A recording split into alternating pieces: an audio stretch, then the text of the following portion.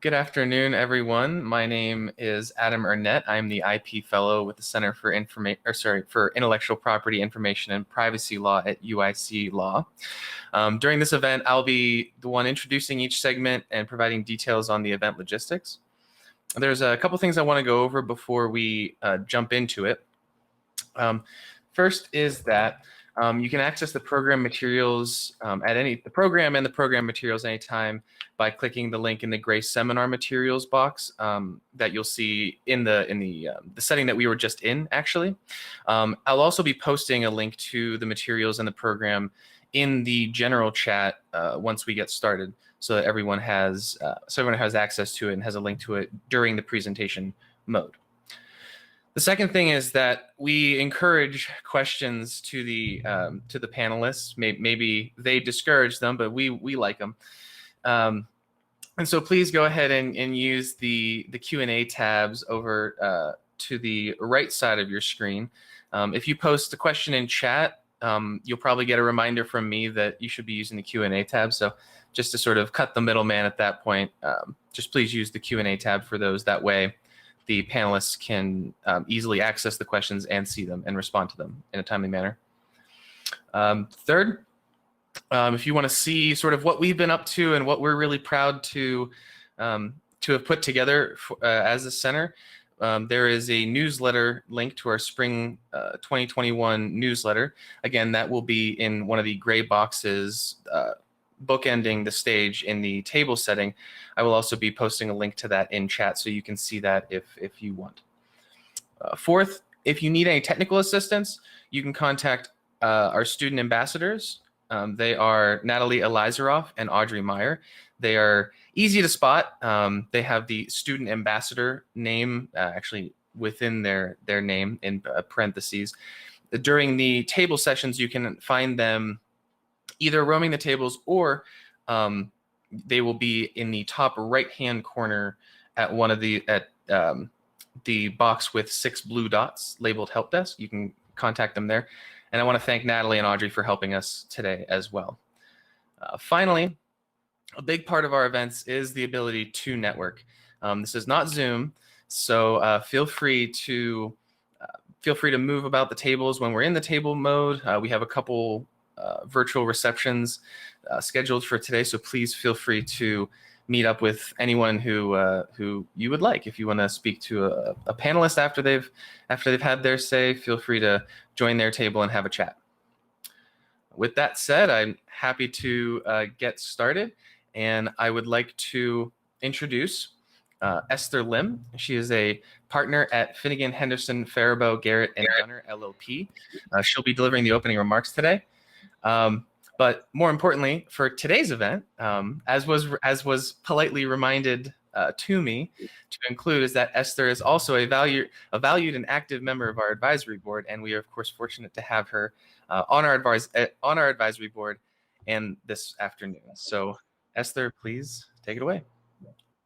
Thank you very much, Adam. Hello, everyone. I'm so happy that you could join us today. On behalf of the Center for Intellectual Property, Information and Privacy Law at UIC John Marshall Law School, I'm all of you to the 12th Annual Ethics in the Practice of Intellectual Property Law. I'd first like to recognize Daryl Lim, the director of the center, for his vision, leadership, and commitment in improving the IP profession. Without Daryl, this conference would not be possible. Big thanks goes to Adam Urnett, the IP Law Fellow at the Center, who you just heard from, for his tireless work in planning and running the conference. It has been said that ethics are more important than laws. The events of the past year, a worldwide pandemic colliding with national racial awakening, prompted us to reevaluate and rethink about our national identity, as well as the ethics and equities in law.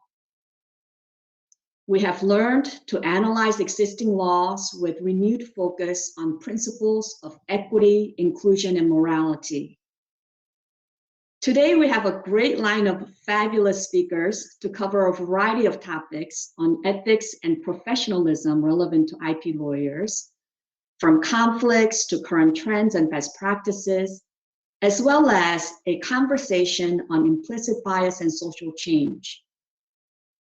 We look forward to hearing from our speakers and also to your active engagement and participation in exploring the intersection of ethics and IP practice.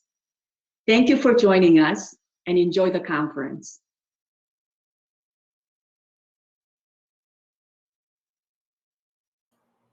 Right. Thank you for the introduction, Esther, and thank you for the kind words. I maybe speak for Daryl too much sometimes, but I know we both appreciate it. So with that said, if Esther, you could leave the stage. Let's do that. There we go. Okay. We'll start off with our featured presentation. Let's invite Jean Quinn up. Perfect. All right. So we're kicking off this afternoon's seminar with our featured presentation. Will be presented by Jean Quinn and John White, who are joining us together, taking advantage of this hybrid mode, if you will. The title of their presentation is Conflicts and Representation for Patent Practitioners. Jean is president and CPO of IPWatchdog Incorporated, and John is a partner at Berenato and White LLC, as well as the managing director of the PCT Learning Center. As with the remainder of the seminar, if the attendees wish to learn more about the speakers, they may access their bios in the speaker materials. Without further ado, Jean and John, please take it away. Great. Well, thank you very, very much, Adam. And what I will do here is I will share my screen here. I think I can do that. And I have to show you guys, and we just called it ethics here, and we will so we will get to conflicts, which is an important part of practice, obviously, and something that does come up in our slides. We have a really ambitious agenda here. Usually we get more time. We have about 30 minutes, I guess, solo, which, if you know John and I, that is sort of about... That's how long it takes us to exchange greetings. Yeah, to clear our throats usually.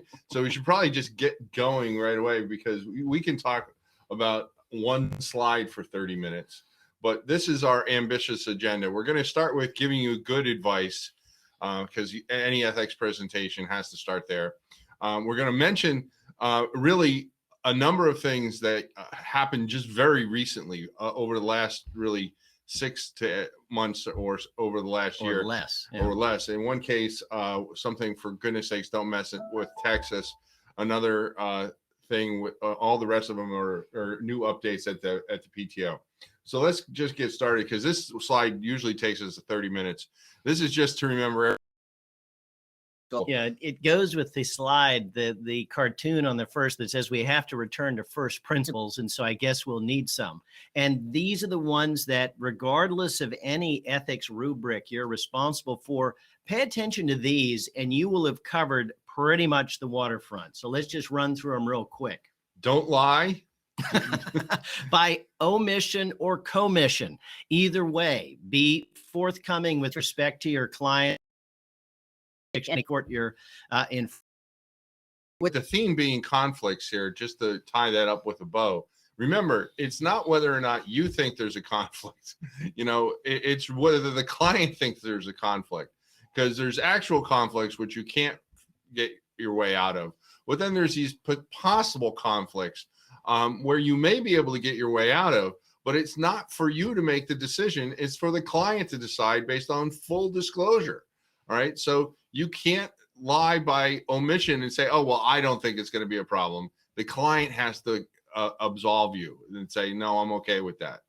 And for goodness sakes, don't steal. And we'll get to it again, but don't help others steal. And that goes with the fourth one, or the third one down below, don't commit a crime. But we'll get to that in a moment. But don't steal. And don't cheat. And you know, this winds up working its way, you know, a lot of times with attorneys dealing with hours. You know, don't bill ahead and say, well, I'll get to it. And so I want to bill that this month because next month I've got other priorities. So I'll add those hours in or that activity in now because after all, I'm going to get it done. No, don't do that.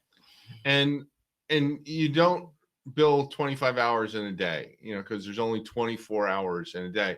And you might say, well, that's obvious. But to some of your brothers and sisters in the patent bar, it has not been obvious.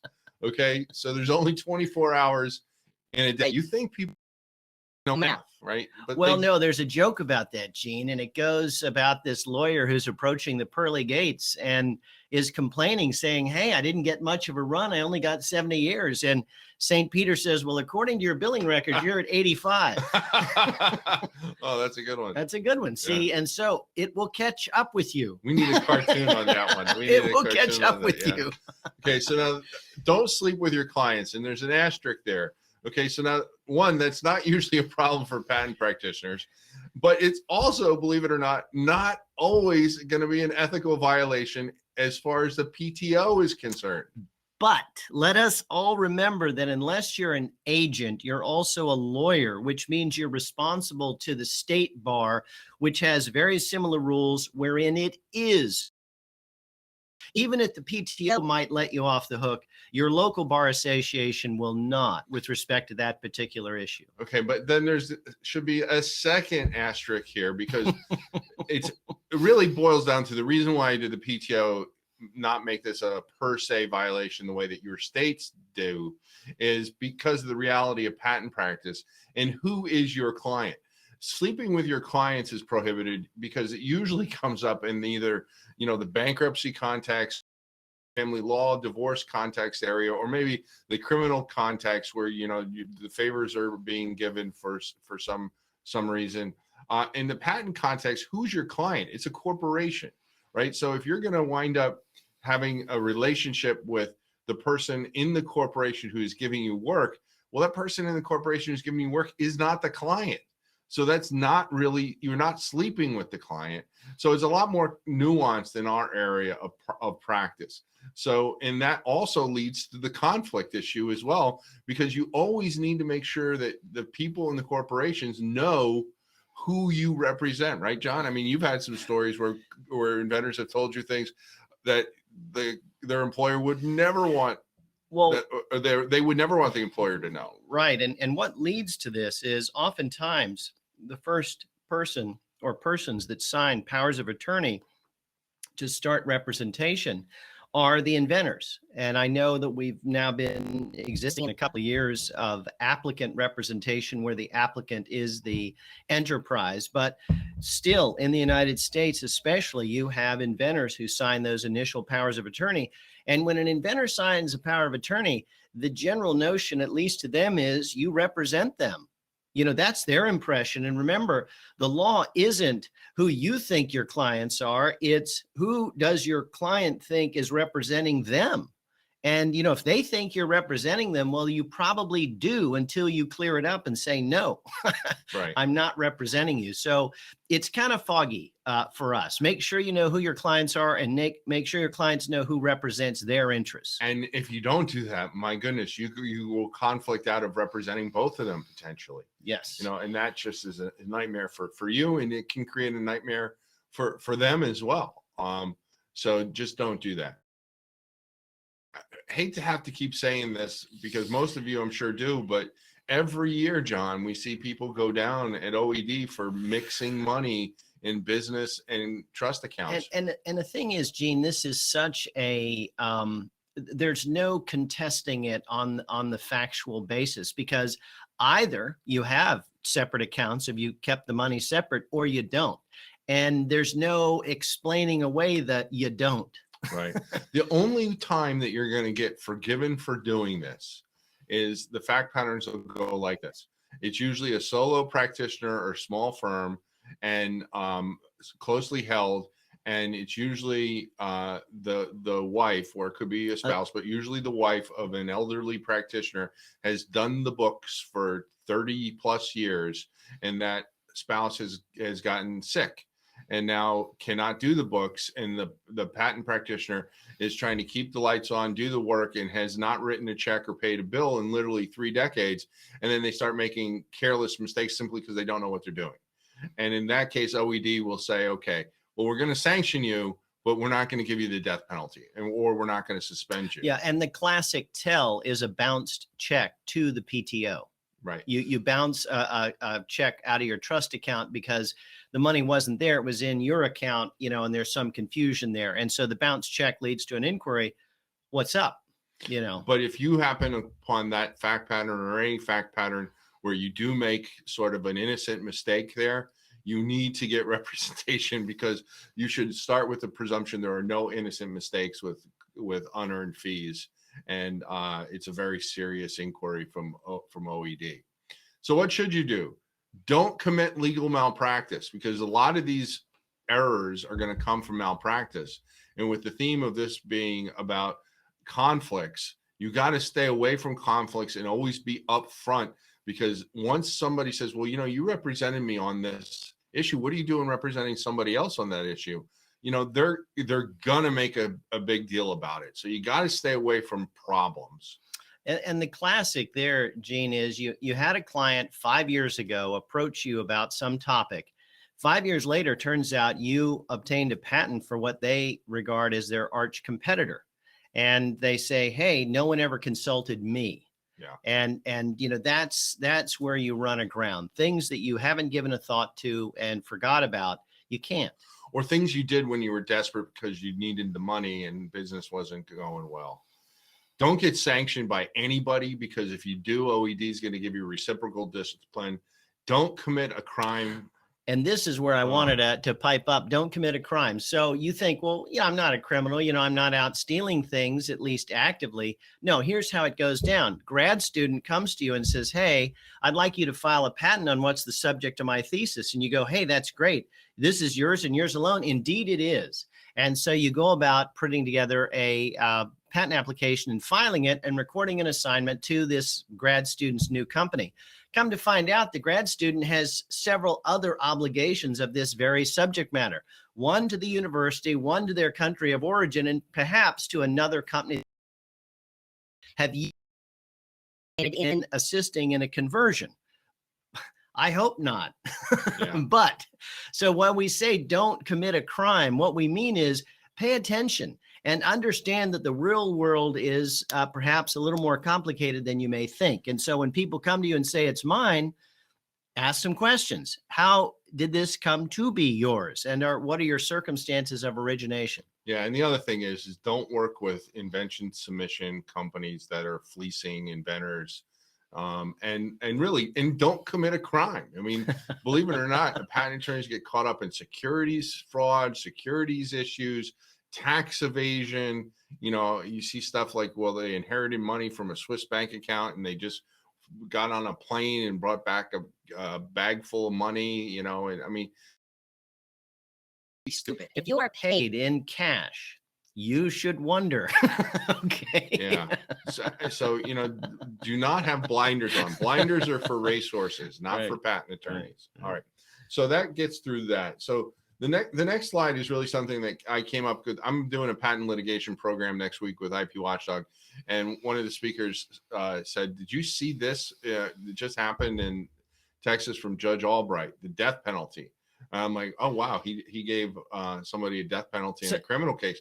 No, it was a death penalty in a patent case. Yeah, so what does that mean? It means you are stripped of all rights and every inference is taken against you. But let's go through how we got there. So the first thing to understand on this page is this is not against the lawyer. And in fact, with the death penalty, it can't be a violation of the lawyer, because death penalty sanctions would not be appropriate if it was the lawyer committing the malfeasance. It has to be the client that was committing the malfeasance, because the death penalty means they lose everything that the other side asked for, they get.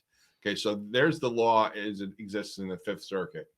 then this is the slide that tells the story. And just to cut to the chase, what happened here, John, is essentially the defendant was caught red-handed infringing with this programmable logic controller on their machine, and then they took it off the machine. What do you know, Gene? And then they submitted the machine for inspection, and it wasn't there. Yeah. And then they submitted, almost half a year after discovery was closed, documents that demonstrated that they had paid somebody to put a programmable logic controller on their device. Yeah. And this is something apparently that would have taken great effort to remove. It's not something that could have accidentally been removed. Yeah. And what you might find is clients say, okay, I want to enforce my patents, let's say, or I want to defend against something, but by golly, I'm not going to give up any trade secrets. Okay. And there's a lot of trade secrets out there that make a huge difference to your clients. And so they want to be extremely careful not to produce any of that. So just pay attention to that and make sure that if any trade secrets are going to be produced, that it's in camera, it's under seal, it's kept from public, because that was the concern, I expect, not having dug into the case beyond what Gene has summarized here, that they had some logic controllers on there that they didn't want all the secrets to run out there, especially to their arch competitor. And so they actively removed it. Well, you can't do that, Gene, No. as it turns out. No, you can't tamper with evidence, especially not in Texas. My God, what were these people thinking? So once the trial was canceled. So this was just about when this comes up just on the eve of trial. So Judge Albright cancels the trial back in March. So they know something is really bad going to happen, right? So what's the sanction going to be? And then in May, he says, okay, your defenses and counterclaims are stricken. I find that you willfully infringed. You are permanently enjoined. You're going to pay the attorney's fees for the other side. And the only question remaining for trial is, how much do you actually owe? Wow. Okay, so this is the death. You hate to go to trial on that issue. This is right, apparently Gene? the second time Judge Albright has given the death penalty for discovery. Okay, so now the issue here is, in this particular case, it was not the attorneys being involved, but you could very easily see the attorneys having been involved in situations like that. Now, there's a right way for the attorney to be involved, and there's a wrong way for the attorney to be involved. And I can't remember the case site, but again, it was a Texas case. Weird things happen in Texas, it seems. But there was, and I think it was Aiken Gump. I could be wrong, but they had a case, a malfeasance type situation like this that came to light. They had nothing to do with it, and they outed their client and said, look, you either have to tell the judge what you've done, or we're going to have to tell the judge, because we are not going to be complicit in you having lied to the court. And it was lying on the stand during trial. Wow. So you under the rules can advise clients, well, this is what's going to happen if you do this. This is what's going to happen. And then if they don't do the right thing, you are allowed as the attorney to give them the rope. Let them have the opportunity to do the right thing. But if they do not do the right thing, then you have the obligation to come clean at some point, because you have obligations to the court. Yeah, don't forget that any court you're practicing in front of, you're an officer of that court. Yes, you represent clients, but not to the detriment of the pursuit of truth and accuracy and so forth. But in the rules, you can specifically give advice on what will befall the client if they're going to commit rules violations. So the client's entitled to know. And in Texas, and probably pretty much anywhere really under these facts, the death penalty is a very real option. So I just want to highlight for that. The good thing, if there is a good thing here, it's client conduct that creates this situation. If it's the attorneys, they may be sanctioned right into the ground, but the client will not be harmed. Right. All right. So now ethics rules, remember, they changed back in 2012, the 10-year statute of limitation, very long time.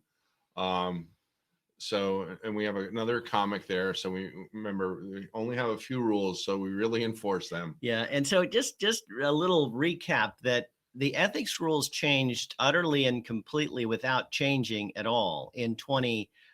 13. This was only related, this change with AIA had to do with specifically complaints that the OED director is coming up with against you. You got a 10-year period.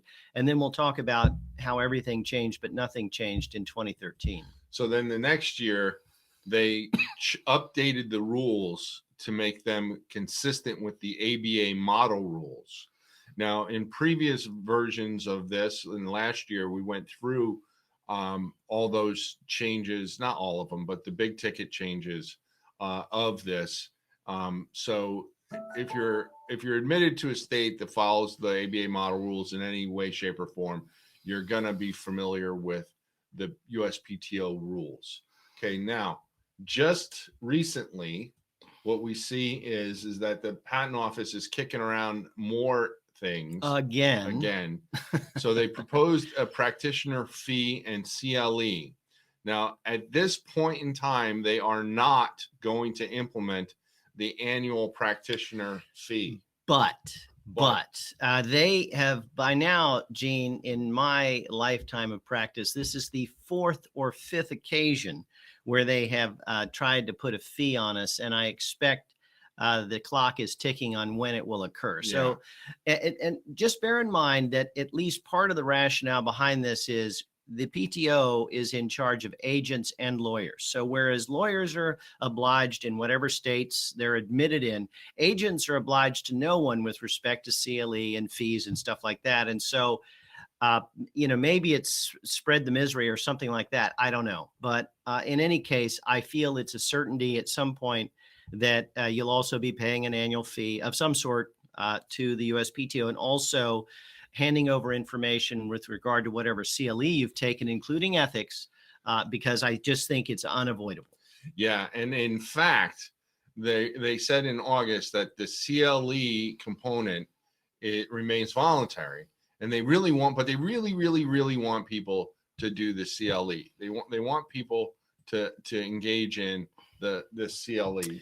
So and note that they're going to list those who have taken CLE on the registration the registration list they maintain at the patent office. So while it's voluntary, do you want to be the only lawyer at your firm that has not said you've taken any CLE? Right, and they're, I think, going to list the courses that you actually have taken for CLE credit.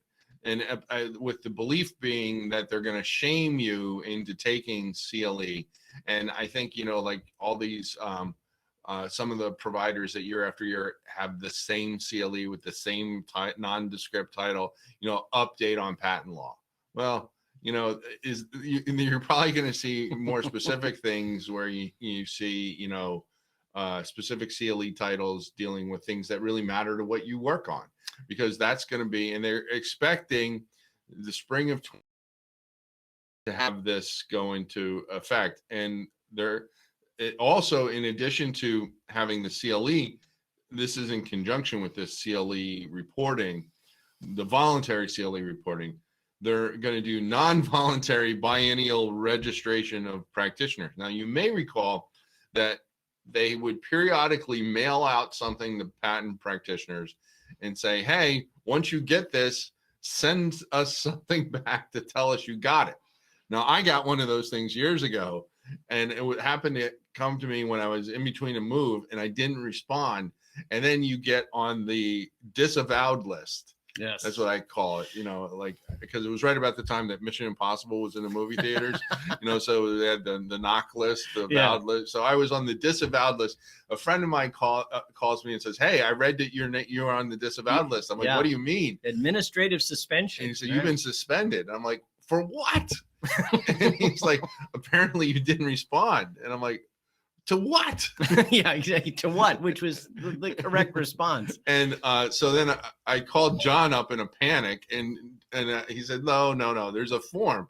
And I found the form, and the fee was like $40. Okay, so like anything that's $50 and less at the patent office is really just punishment, forcing you to do it. right? So that you feel some pain and more embarrassment than anything. Yeah, it's embarrassment because there were whole firms at various times in the past that got suspended because they'd literally changed their address and no one thought to tell OED. They had changed, obviously, all the notifications in the cases. Which is what I had done. Which is what Gene had done. But those streams don't cross. This is so different you have address. to notify OED. And then Yes. you also have to notify in all of the cases that you're. Yeah, because they had changed their customer number, all that sort of stuff, but they had not changed their OED information. And so an entire firm was suspended because literally no one had And the responded. interesting thing about this is you only had 1 year to file that $40 in the form to let them know. And then if you didn't, then you had to go back all the way through all the requirements, apply, take the bar again. So I didn't have to go through all that, thank God. But they're going to have biennial registration, and the failure to register may, they haven't said it will, but may result in administrative suspension. I suspect it probably will. My suspicion is maybe the first year or so, it probably won't, but that it probably eventually will. And they're going to do this electronically. Obviously, they don't want to send mail out anymore. Yeah, so, and it's going to be sent to you electronically. So have somebody, if not yourself, check your spam folder for things because you don't want to disregard a USPTO notice. And read IPWatchdog because we'll be on top of this and let you know when this goes into effect. Yeah. So for the proposed CLE guidelines, the thing here is the statement will be put on your individual profile, as John said. The topics are in that center paragraph, which is really anything that relates to patent practice or anything that pertains to appellate work at the PTAB or post-grant proceedings. But notice this is very, very focused on practice at the patent office. And this is because it's to include agents as well. And so understand that if you take topics in litigation and procedure, at the CAFC, that's great. It has nothing to do with qualifying here. Right. Okay, so. No, and then any course that's approved by any state bar is going to approve for USPTO ethics. They haven't addressed the issue about whether they're going to separately accredit courses. My guess is they're probably not. My guess is they're probably going to just let the states deal with it and stay with that. But that's an open issue. I believe there's comments still pending on that. And we'll hear more about that. But certainly anything you're already doing is going to qualify as long as it's patent related. And then also don't forget ethics. And will a general ethics course suffice? I expect it will. I don't know if that will be topically related. I don't know. I don't know that it will. Maybe it will, but they clearly want you to be taking patent related education. Yes.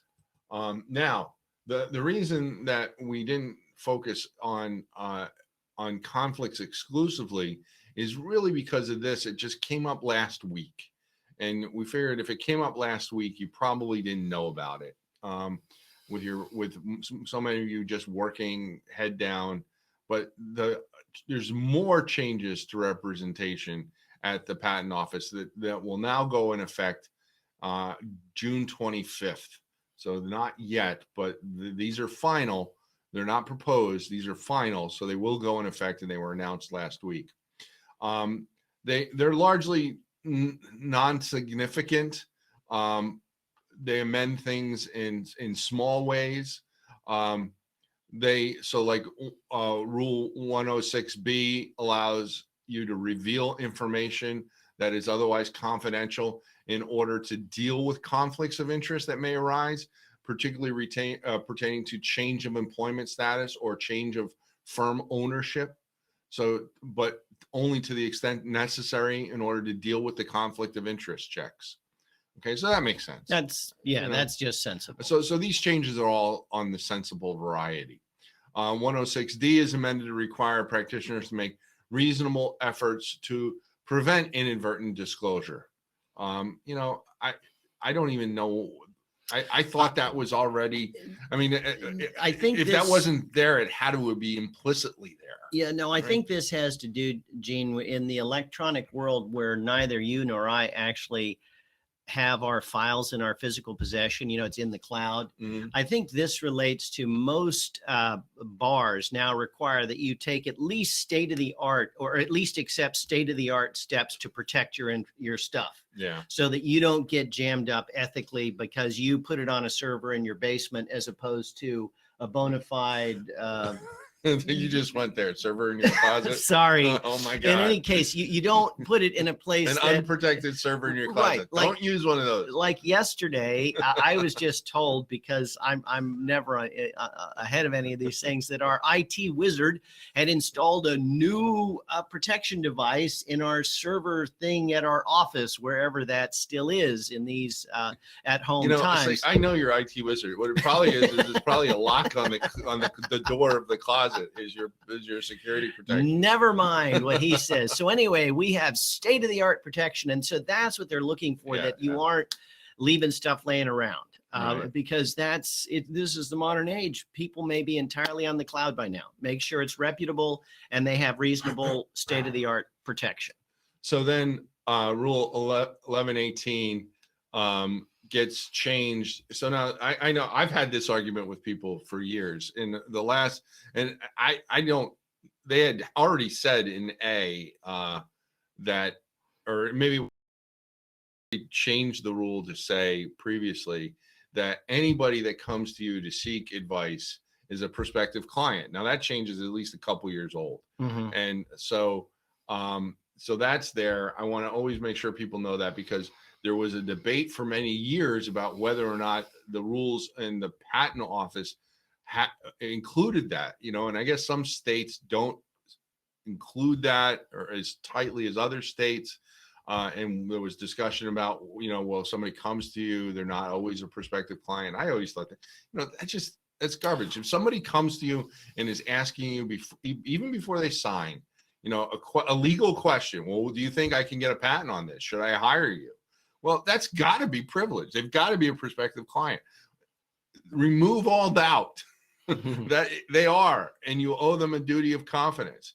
Now, Rule 1118B says the practitioner can't use that information unless the USPTO rules require it or it becomes generally known.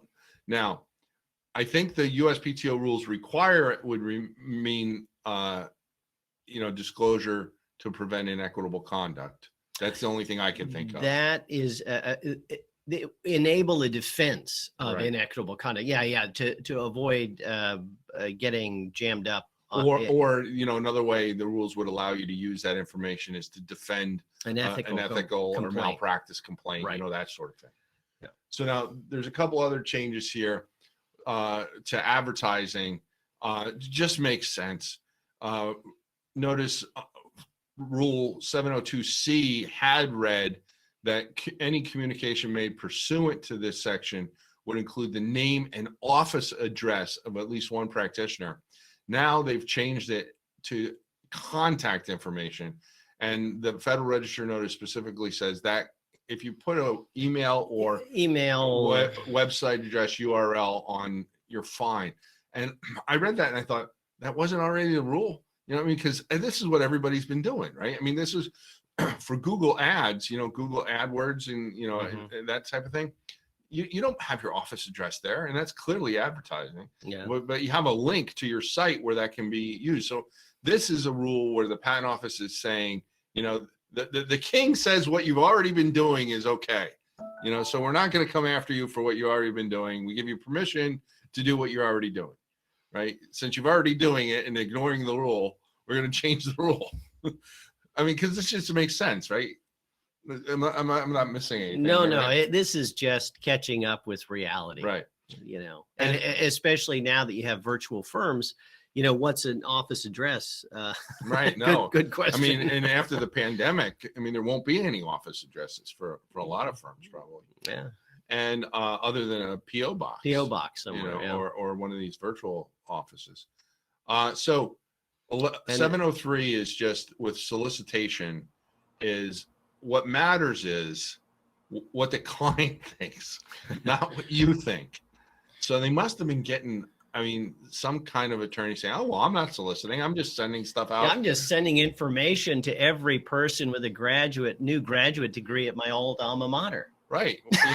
Whether they have an invention or not. I don't know. Whether, their PhD might be patentable. Who knows? I don't know these things. Gentlemen, real quick, I noticed there's a question in the Q&A if you wanted to hit that real quick. Sure. Before We we transition. knock that one out. And so yeah, just watch out for solicitation. We know you're well-meaning, but just make sure, they have a need as opposed to one that you make them aware of. Yeah. All right. So, yeah, you have an invention. You're a smart person. No, don't do that. All right. So we expect OED to do anything to approve any courses? And the answer is we don't think so at the moment, but given that they're going to be collecting money from us at some point, if any sort of approval starts to occur, I would only expect it to happen after they have the money to pay for it. Yeah. Okay. And that is why they've always told us they need the money, because they need to administer something. Well, I don't know what the answer is going to be there, just to, put a note on it, because when the administrations change, who knows, and the people change. The people who are there that are talking about this were Andre Yanko and Will Covey. And when they told me they wanted the money in order to administer the discipline of the bar. But now with new people, they could want the money for something totally different. And bureaucracy has a way of feeding and paying for itself. So right. And that's always been my impression, that if they had to do more, they would need money to do more. Right. And I always said, well, then don't do more. So that was my solution. Here. And thank you all for listening to us run through that. Right. So luckily, the transition is fairly simple because Jean and John will be joining us again for this next panel discussion. And obviously in their feature presentation touched on a lot of topics that could actually be even discussed during this discussion as well. So we look forward to that. In any case, so thank you both for your brief remarks. Sorry we couldn't give you more time. That's okay. You'll be getting a letter from our reunion. Yeah, I figured. Stern letter to follow. Right. So our first panel discussion is entitled IP and Ethics, Current Trends and Best Practices. This panel is moderated by Alex Menchaca. Alex is a shareholder at McAndrews Held and Malloy Limited. Alex, go ahead and take it away.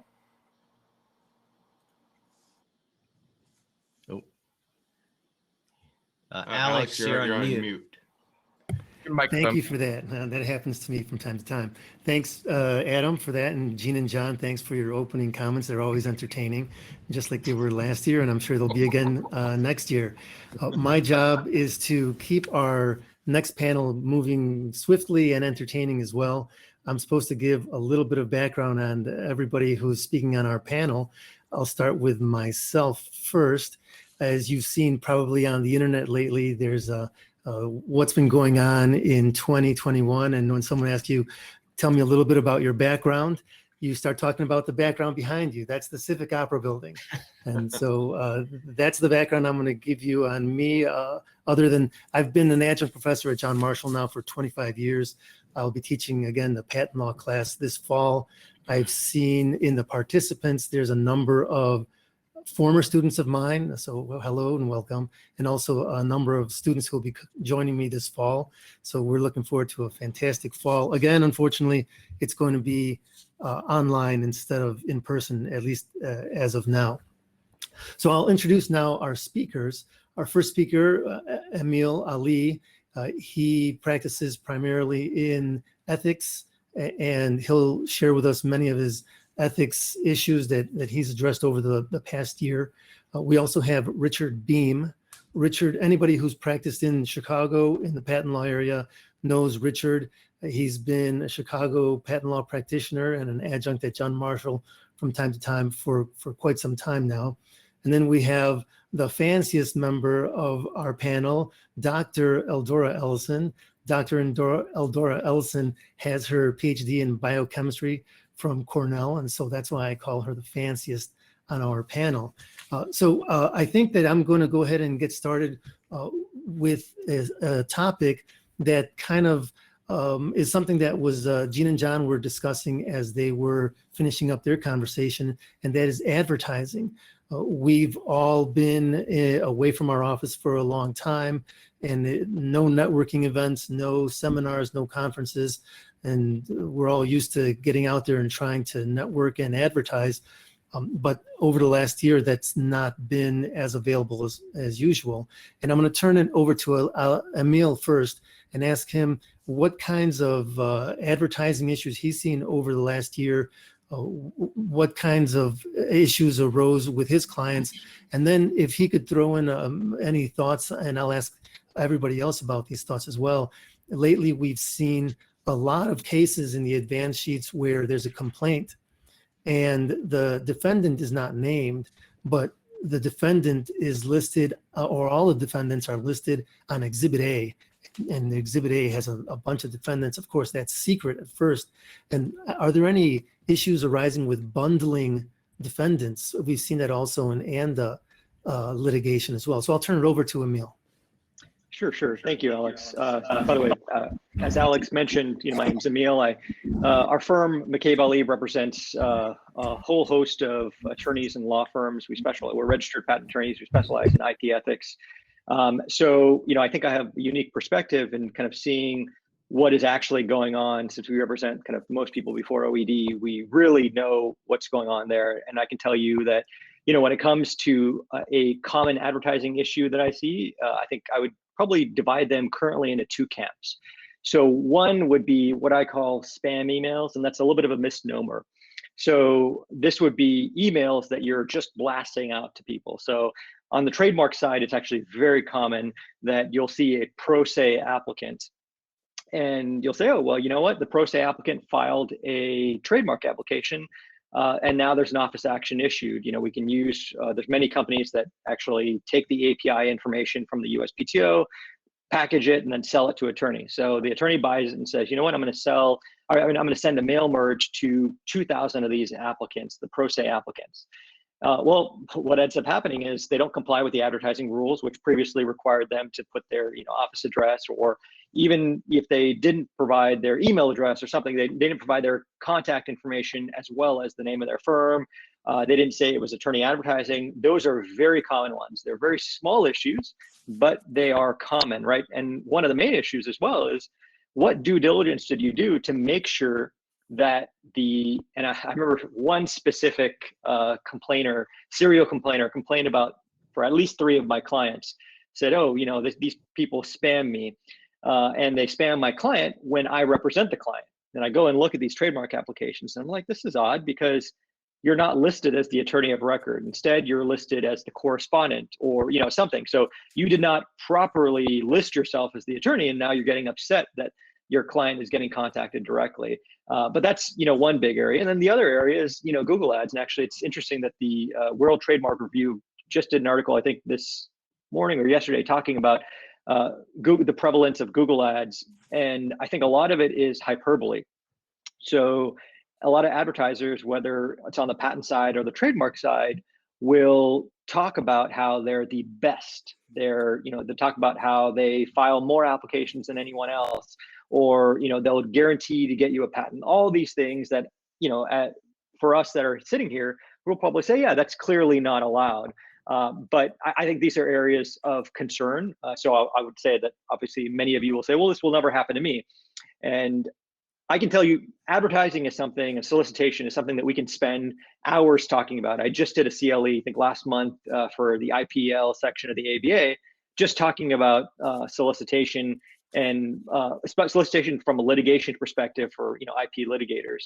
So one of the things that you kind of talked about, Alex, is maybe what's a problem with contacting a recently sued defendant. So I like to say I balance that by saying, solicitation can be just an odd feeling for the attorney and the potential client, but we balance that by saying that as lawyers, we're business people. We have to do business development. But I like to say you got to think about a few things before you even embark on that process. So forget, the propriety of how you're going to do it, but just think about a few issues. And kind of briefly, I'll say, are you creating a conflict by soliciting, right? That's one thing.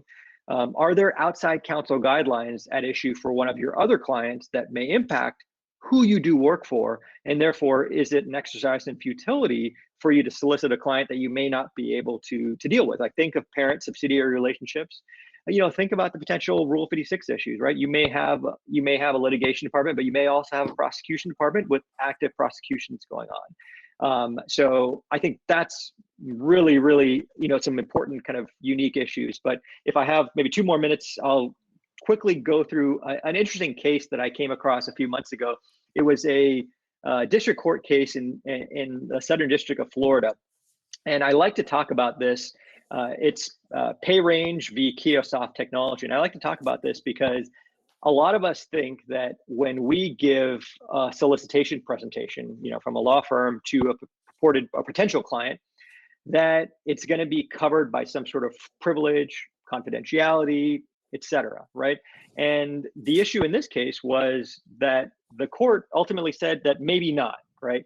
And I'll give you the quick down and dirty. There was a document, which is this PowerPoint presentation that the attorneys from Wilson Sonsini provided to a potential client. So the document was inadvertently produced during discovery, but of course clawed back when the defendants in that case said that they were planning on using the presentation.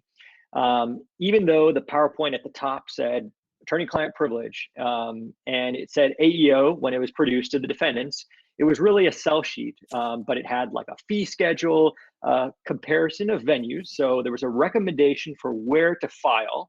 And there's some other recommendations, including discouraging other companies, so getting their plaintiff client to discourage other companies from working with the defendants.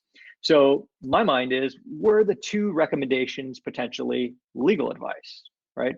So while plaintiffs, their attorneys basically claimed it was both attorney-client privilege as well as work product, but of course it was not put in the privilege log. Obviously, it was put in the privilege log, it probably would have been produced.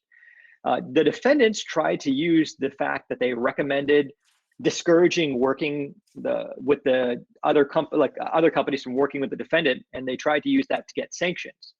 The judge actually hammered the plaintiffs for other things, like not filing proper responses and exhibits, and basically the judge said he had to piece together the information to come to a conclusion.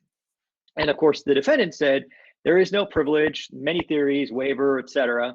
And of interest was that Wilson Sonsini had already had an attorney-client relationship with the plaintiff. So there was an existing relationship.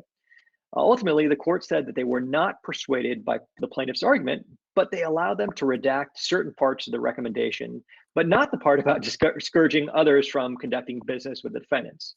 And the court interestingly noted that the plaintiff had failed to prove by a preponderance of the evidence that the proposal reflects sought after, protected legal advice, and thus plaintiff's claim for attorney-client privilege fails. So I guess the way I would wrap that up is to say that it's really first of all, it's a very difficult situation to think about the ethics aspect and the propriety of solicitation. But even when you do solicit, be mindful that what you say in your solicitation may not actually be covered by confidentiality and privilege, et cetera. I mean, obviously in this case, there may have been a waiver, but that's something to consider as well. Thanks, Emil. You really hit on a lot of topics, and I think I'm going to try to unpack a few of the topics that you mentioned. A couple of them that I'm particularly interested in hearing more about, and I'm sure the audience as well, regarding soliciting somebody who's been sued. So we get these advance notifications of lawsuits, and sometimes we see clients that we've worked with in the past or clients that we know are in the area. What kind of solicitation can we do in connection with those kinds of parties and entities? Yeah, that's a good question. So, if somebody's name is in the public record, right? You are allowed to solicit to some extent, but there are obviously restrictions on what you're allowed to do, right? So depending on what jurisdiction you're in, like for example, the ABA revamped their solicitation rules, but many states have not caught up. The USPTO has not caught up. So even though they made some edits to the advertising rules, they haven't made complete wholesale edits. One of the things to think about is, are you allowed to do in-person or telephonic solicitation, right? That's different than sending an email or sending a letter, things like that, right? But remember, what I learned from this case is when you send that letter, be careful what you say. And I've seen and heard of cases where large law firms have basically sent very suspect letters saying, oh yeah, we've beat this patent troll 25 times and we can do the same thing for you. And, maybe a lot of hyperbole, which, if the USPTO or a state bar were to look at, they would say that's borderline improper. But to your main question, can you do this? Yes, you can do this, but how do you do it well? Well, I think, depending on what size firm you're in, right, you may be attracting different audiences or what your specialty is and all that. But from the litigation context, if you have a contact that is an in-house counsel, right, there are automatically or exceptions to the solicitation rules that allow you to do in-person and telephonic communication, as well as obviously if you have a pre-existing relationship. So I think it really depends on what the situation is, right? Would you cold call somebody else that may be a small business with no in-house counsel that is not a sophisticated user of legal services? Probably not, right? That's an area where I'd say, take a step back and think about that before actually contacting them and solicit them, again, telephonically. And the rule is there to protect that person from, I guess, getting taken by a great speech of, oh, we can help you, we'll do this, and this is how much we'll charge, and it's the best deal possible. In that case, it may be better if you want to solicit to do so more in a written fashion. You can reach out to them. But again, you still have to think about the other things we talked about, like what about the potential conflicts, right? Have you ran through who the affiliates are, and are you potentially trying to give prospective legal advice or try to take on a client that you may not be eligible to take on? And I think that's very important is depending on the size of the firm you work in, go to your conflicts counsel and see, hey, can you run a tree on this company and see if this is a prospect that we should be going after? And that last comment that you made leads me to another issue that you kind of raised quickly and moved on, since you raised so many issues. And I'll ask you about this, and then I'll open it up to everybody else on the panel to chat about your comments. You commented about the fact that you may be able to create a conflict by soliciting. And I wanted you to unpack that a little bit and get an understanding, so we can get an understanding of how can an attorney create a conflict by just doing soliciting. Yeah. So remember, I'm sure everyone knows what a conflict is, the rules, all that. It starts at 1.7 or 37 CFR 11.107, et sec. But, think of it this way. So say, usually if you're looking at the advanced pages or you're looking at recently filed cases, you're going to see that somebody, a patent owner, is usually filing an action against somebody for infringement, right? Let's just use that as the classic example. So you're trying to say, well, let's go talk to the person being sued, right? Well, now that you've talked to them about the subject matter of representation, maybe you've got some questions that they've asked you, even though there might not be an attorney-client relationship, there's a prospective relationship. There's been some sharing likely of confidential information. And this should be a very clear issue. There's also some unclear issues as well. But in this clear issue, what happens when they say, you know what, we're not interested in using you. Thank you, though. We'll think about you in the future. But now plaintiff's counsel had to withdraw for some other reason. And now plaintiff says, hey, we'd like to come talk to you, attorney, and we'd like you to represent us, right? Or for whatever reason, you find out that they need new counsel and you approach them, right? Would that be possible? No. I mean, could it be theoretically done? Yes. But it's probably a line that you don't want to cross. But that's a very clear example. There's also unclear examples, right? When people are competitors in a field, a competitor to a current client, and the optics of that. There's also, again, as I mentioned, the Rule 56 issue that comes up. So, that's what I call creating a client by soliciting, right? Because I like to say, first of all, while there is no actual requirement to have a conflict checking system, a system is by default the requirement in order to prevent and detect conflicts of interest. And as we learned from like Mailing v. Finnegan and all that, subject matter conflicts are very important. So what I like to think about is, what are we going to do with this solicited client, right? Are we just going to say, oh, we sent them a report and, we're not putting them into any system? No, we're probably going to put them into a conflict checking system. If you did anything more than, just say hello to them, right? If you talked to them about the propriety of their case, if you made any recommendations on venue, did you tell them that, they should try to do X, Y, Z? those are all issues that would probably make me consider that potential PNC or whatever you want to call them, a person that we'd like to add into our conflict checking system. That's interesting. One of the comments that you made that I wrote down here is there's likely some sharing of confidential information in the solicitation. One of the things that our practice in our firm is this: if we're engaging in initial discussion with a potential client, we always make sure not to, or to ask them to not give us any confidential information. So I'm going to foreshadow what our next topic is going to be. It's going to be talking about prospective clients and bringing them in. But before I get there, I'm going to ask if anybody on the panel has any comments or any thoughts that they want to share about Emil's discussion. And if not, we do have a question. Oh, yes, go ahead, Gene. The one thing I would just say is in a number of scenarios, and maybe this is not so much just an ethics scenario, but I've seen just a tremendous overuse of the blanket confidentiality, whether it's in emails or whether it's in documents or whether it's in PowerPoints, as Emil was saying. And you got to remember, confidentiality is a two-way street. You cannot unilaterally impose confidentiality on anyone.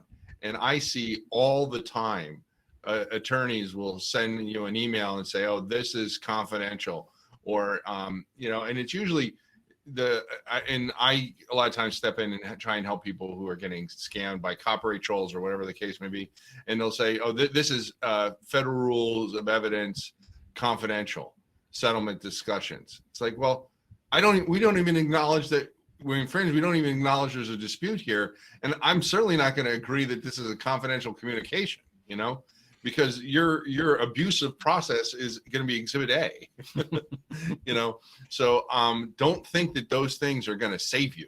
So that was just my little 2 cents, and we can move on. Sure. We have a question. It says here, what does one do about the constant solicitations from foreign companies for patent drafting and filing services?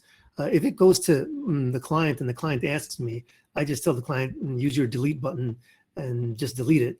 But does anybody else have any thoughts on this question? I don't have a thought. I have a comment. I would just say I don't know the answer to that, and if anyone else knows the answer, please share it, because I get bombarded with solicitations on LinkedIn and by email on almost a daily basis. Yes, I just like to use the delete button, and that's what I do. So the next topic we'll turn to is, we've done some advertising now, and we have a client that's interested in working with us. What kinds of questions or considerations should we have in mind when we're talking to the client and deciding whether to bring that, or I should say the potential client deciding to bring that on as a client? I'll turn that over to Richard and get some thoughts from him. Then we'll turn it over to the rest of the panel for follow-up. Thank you, Alex, and thanks, Emo, and Jane and John. First, I want to start out by acknowledging that we want to represent clients. That's what we're here for. We are here to serve. The challenge is that we want to represent qualified clients. And that's where the initial intake really becomes important. Years ago, Michael Spack at Chicago Kent taught professional responsibility. And he had this saying, he said, a lawyer is a piano, not a bus. And it was such an odd metaphor. It's really a mixed metaphor that it stuck with me, and I've thought about it over the years. So clients call up. Sometimes they're just assuming that all they have to do is ask, and we're going to deliver services, maybe without them even paying for those services. But we're not a bus. We're not mass transportation. We're not just stopping on every corner for everybody to get on that wants to go for 3 blocks and then get off. It's, I'll mix the metaphor further. It's a two-way street. So we have to decide that we're willing to represent the client, as well as the client deciding that they want to engage us as their attorneys. The metaphor that I like to use for this, I grew up on a dairy farm in Wisconsin, and you don't want the cows to get into the corn. So what I learned as a young boy is you close the gate after you go through it. and you're selective about when you open the gate, and you don't leave the gate open at all times. So I like to think in terms of 3 phases. The first phase is the prospective client. The second phase is the current client. And the third phase is the former client. So, and I've written about this. If you, for the participants, I wrote a paper on gatekeeping, and you can access it and other materials through the chat feature. And if you go to chat, you'll see a selection for materials. And under materials, this is called 2 panel 1. And under there, you'll find my paper on gatekeeping. So here's my first suggestion, and I really want to be practical about this and give you, the participants, some practical thoughts on gatekeeping. And my first suggestion is have trained staff handle inquiries if that's at all possible for you to do in your office. And by trained staff, I mean somebody that knows something about patent and trademark and intellectual property practice, something about litigation, something about infringement. So they'll at least recognize the key words and help to understand what clients, what kind of people we represent, and what kind of people are not likely to be a good fit.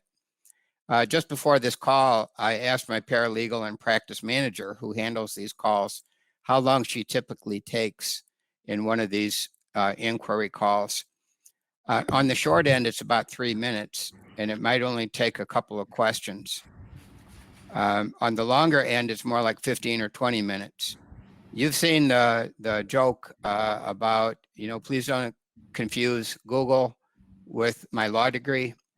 So, there's the people that call and they think they get 20 free questions, and they just want to get those answers, and, they're right. Everybody's smiling. You've all dealt with these situations. If you have trained staff handle that call, it's easier for them to say, that's asking for legal advice. I'm not a lawyer. We don't have an engagement. I'd like to help you to determine if we're a good fit for you, and also for us to determine if you're a good fit for us as a client. If in the first sentence they say, I have an idea, how much does a patent cost? That, in my experience, is not likely to develop into a good client relationship. So we want to inquire further, and I have an inquiry form. I've actually gone to the effort of putting a form together, and I found it to be helpful to kind of guide the conversation, because as you know, when you field a call, sometimes people will just jump into a long narrative, and we really want to interrupt them, particularly if they're the kind that want to start giving us confidential information, which, as Gene and John and Emo have indicated, if somebody gives you confidential information, you've got a burden. So I actually sometimes will tell a prospective client when I meet with them, I don't want any confidential information until we decide whether to engage. And we'll also put that into email correspondence. Please don't send us confidential information unless until engaged. We ask the basic question, what's your name? What's your phone number? What's your email? Partly so we'll be able to contact them, and partly because if people are not willing to give you that kind of information, they're not likely to be a good client. Here's a key clarifying question. Are you with a company, or is this for you as an individual? If it's an ongoing business that is in the business of creating new technology to make better products, they're more likely to become a good client than if they're an individual watching late night TV and they see an ad and it's for a garden hose and they want to make a garden hose but with a different color. That's not likely to advance into a meritorious patent application. We like to ask where the client's located. If they're local, that is for us in the Chicago area, and I'd like to meet them in person, preferably, and things are lightening up now to make that easier to do before deciding whether to engage. Sometimes you can assess people better. I at least want to have a phone call, and the email correspondence is really only as a last resort. Even with international clients, we try to at least have a phone call before we set up an engagement. This is an important question. How did you find us? If you found us through the internet, you're less likely, frankly, to become a good client than if you came as a referral. So if somebody tells me Eldora Ellison referred me to you, I'm going to put that person at a higher level and roll out the red carpet and try to be especially courteous, because I know that person is more likely to be a good client because they've already been pre-qualified. And by the same token, I try not to refer to other lawyers, people that I don't consider to be qualified to be a good client. Instead, I might refer that person to the CBA, Chicago Bar Association Referral Service. There's the PTO roster. There's the PTO website for them to get general information. One last general question is, if it's an individual, I want to know if they have experience in the field of the invention. They don't necessarily have to have an engineering or science degree, but they should have some experience if they're likely to have a meritorious invention. Okay, so just very, very quickly, conflicts, we want to check that. And then coming to the basics, are they ready to engage? Do they have a legal matter that we can help them with? And are they, this is the second and equally important question, are they ready, willing, and able to pay fees and costs? If they don't have a legal matter, like an invention we can help them with, and they're not ready to pay, and these often go together, and they're not willing to pay fees and costs, then they should be turned away, politely. And then lastly, I make it clear that if we're going to engage, this is if somebody actually comes to me and I speak with them and I think it sounds likely, we don't send an engagement letter as a pitch or as a proposal. We only send it as a confirmation that the client has agreed to engage us and we've agreed to represent them. And then, and this is important, when we do an engagement letter, we say at the beginning and the end of it that this is to confirm the engagement, and we want to see the signed engagement letter and the retainer back within 10 days, along with the invention disclosure, if it's a patent application, or we may consider it a non-engagement. So I don't want dangling engagements out there. I don't want it. Occasionally somebody will come back 6 months or a year later and say, well, now I've completed the invention. Can we still engage? And we might very well do that. But I don't want a dangling engagement letter with some appearance that there might be an engagement when in fact there hasn't been. So I want to put, frankly, the burden on them to come back to me with the signed engagement letter and a retainer. And then I know, this is from Abraham Lincoln, I know I've got a client because they've paid me some part of the fee up front, and they know they've got an attorney. And that sets things off on a good start. So Richard, let me tell you an example here and see what you think, whether I should take this person as a client or not. I got a call from somebody who suggested that we work together and I enforced his patent on a contingency basis. I took a look in the prosecution history and I saw that in the prosecution history, there were a series of different attorneys, each one coming on board and then seeking to withdraw within a few months. And so I took a look at that situation and I was wondering, Richard, might you be able to give me some guidance as to whether or not I should make this person my client? Well, you're wise, of course, Alex, to be seeing that as a warning sign.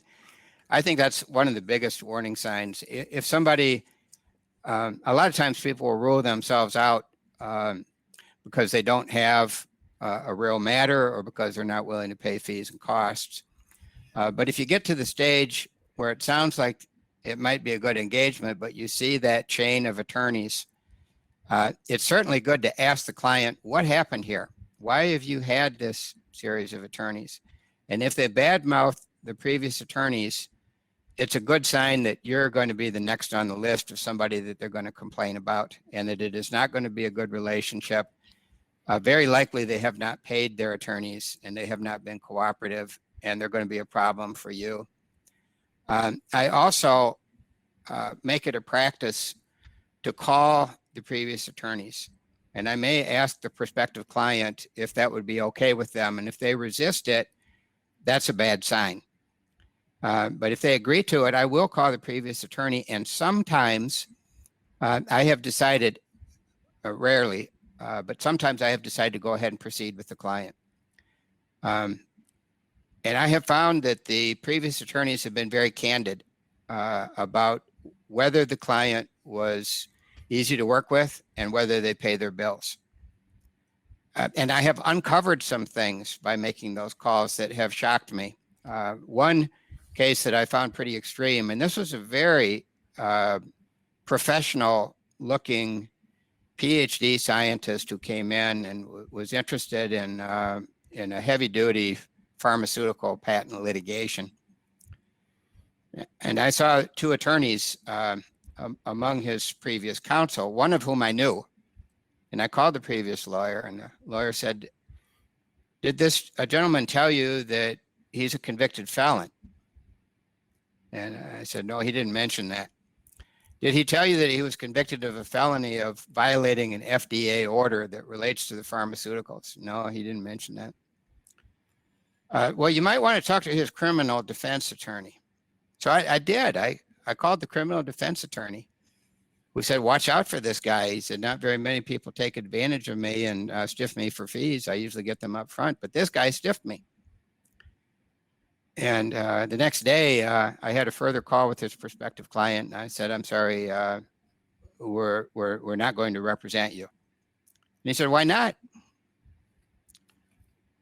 You know, he's not entitled to that, to know why not. So I just said, "I'm sorry, we can't represent you." And I will sometimes say when I talk to the previous attorney that I'm going to keep what they say confidential, just to assure them that, particularly if they seem to be nervous, but I generally don't find that to be the case. And I will say that if you tell a prospective client that you're not going to represent them, and they want to know why not, that's not a conversation that's going to go anywhere good.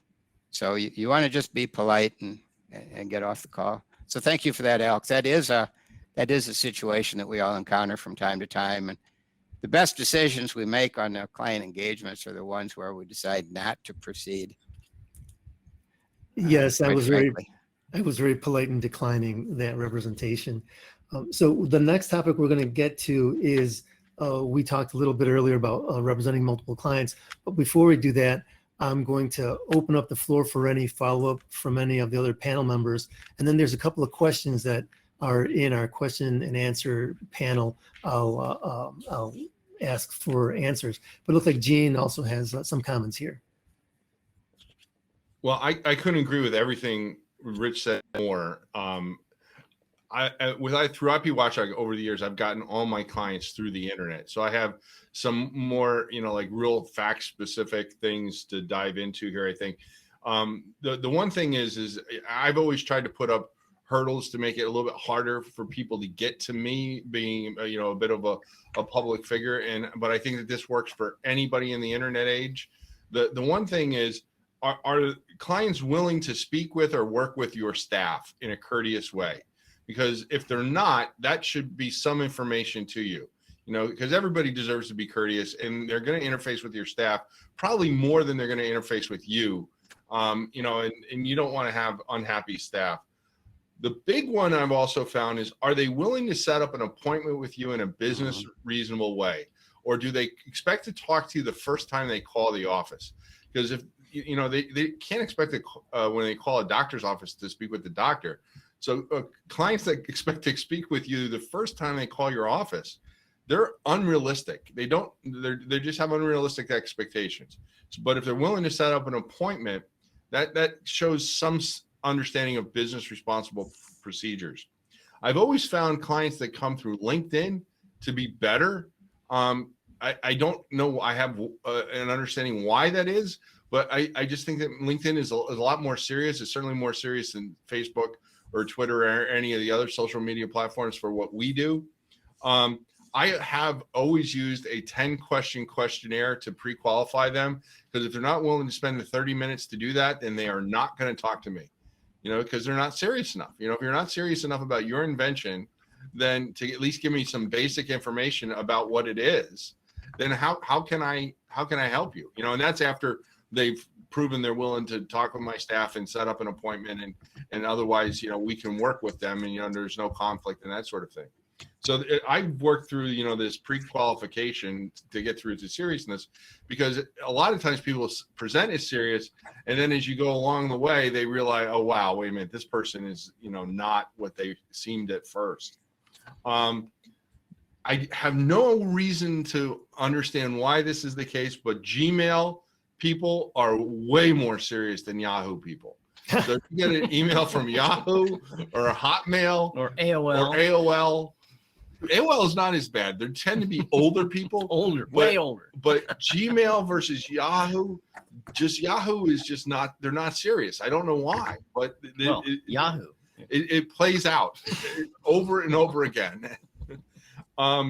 Did they read articles that you may have written or your website? Are they informed? If they're not willing to read what you've written or read your website to inform themselves, then they're expecting you're the bus, you know, and you're not the bus. I like that analogy. And then I found, I tried this multiple times in my career, an 800 number versus a local number. And if you put an 800 number on your website, you get called by everybody from all over the country. You take that 800 number off your website, your calls drop dramatically. I mean, like to a trickle. So just be careful. Don't think an 800 number is the answer to getting clients, because I can assure you it is not. And that's my 2 cents. Do you have anything?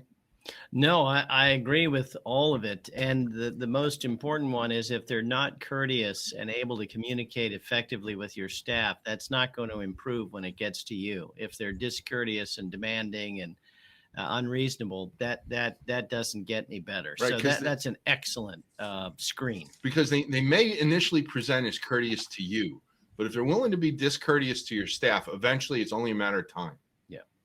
Those are great comments, Gene, and I'm going to put Gene on the hot spot right here because of a comment that he made sound a little bit conflicting to something else we talked about. And Gene, you said that you will give the prospective client a questionnaire, and if they're not interested in telling you the subject matter of the invention or the patent, then maybe you don't want to work with them. But it sounds like you're asking them to give you confidential information that might create a conflict for you.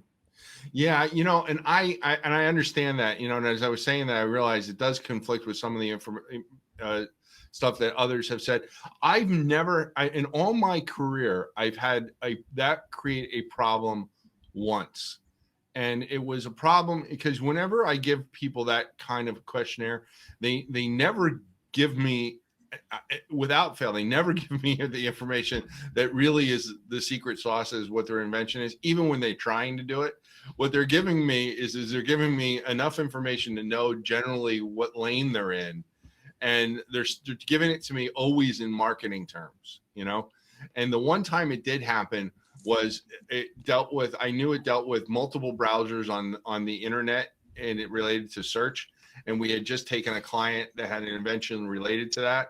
And I told them, look, I can't represent you, and this is why. And I can't learn any more about your invention. And I said, if you'd like, here's some other attorneys I know that are really good, but you can try and find your own attorney also. So I think the thing is I think from my perspective, you can get some good basic information, which you probably need to have, but not too much. And by that point in time also, I know basically what the invention is anyway. So we've done some kind of cutting about the conflicts before that ahead of time. And can I do it competently and so forth?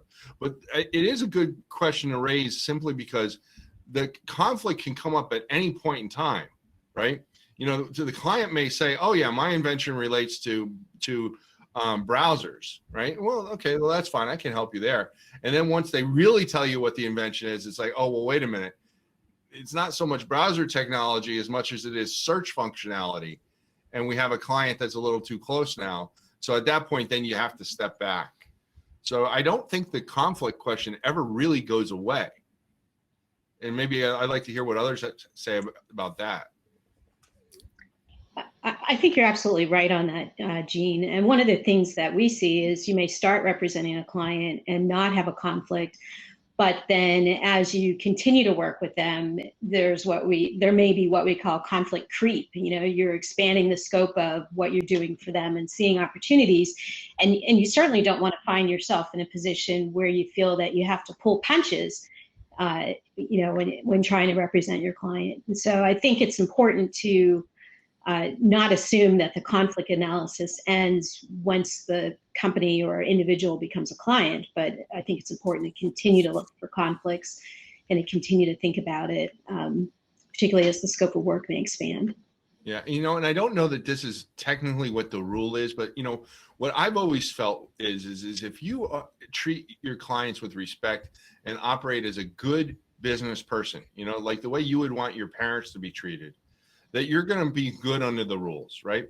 So if you get to that point where you have had that conflict creep, and as soon as you see the problem, you step back and you say, wait a minute, I see the problem, then nobody's going to look at you sideways, you know. But if you see the problem and you plow through it, that's when you're going to have the problem. Because at least in my conversations with Will Covey, the director of OED, I genuinely believe him when he says, we want the bar to do the right thing. You know, we don't want to stand in the way of the bar, realizing that, wait a minute, I'm on a trajectory here, and pull up, you know, so pull up. But I think, you know, I think your point touches on transparency and the importance of being open and transparent to the extent, you know, ethically permissible with your clients. And that's so intertwined with trust. And I think Emil alluded earlier to, or maybe it was Eugene who alluded earlier to the many situations where someone gets into trouble, but it starts with a disgruntled client. And so if the client's not trusting you because you haven't been transparent, then they're more likely to, I think, to start accusing you of ethical violations, even if you're on the right side of the issue. So having that open, transparent relationship to the extent possible, I think, is so important in building trust and treating people like you would treat your parents. Yeah, and I'll just chime in. I think Eldora and Jean, you guys are both correct about this. And I think there's maybe 3 different avenues from this conversation that something can go, right? There could be really a formal problem. There could be a client optics or management issue. Then there could be a Rule 56 issue. And I think that the actual problem is very unlikely, right? For some of the reasons Jean mentions, some of the stuff Eldora you mentioned, but they're just not extremely likely because usually they're nipped in the butt ahead of time.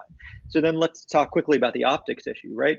When you tell a client, whether it's a potential client or a current client, you know, I can't take you on because of conflict, you know, how you say it, I think is really important. You don't have to tell them what the conflict is. Sometimes you shouldn't tell them.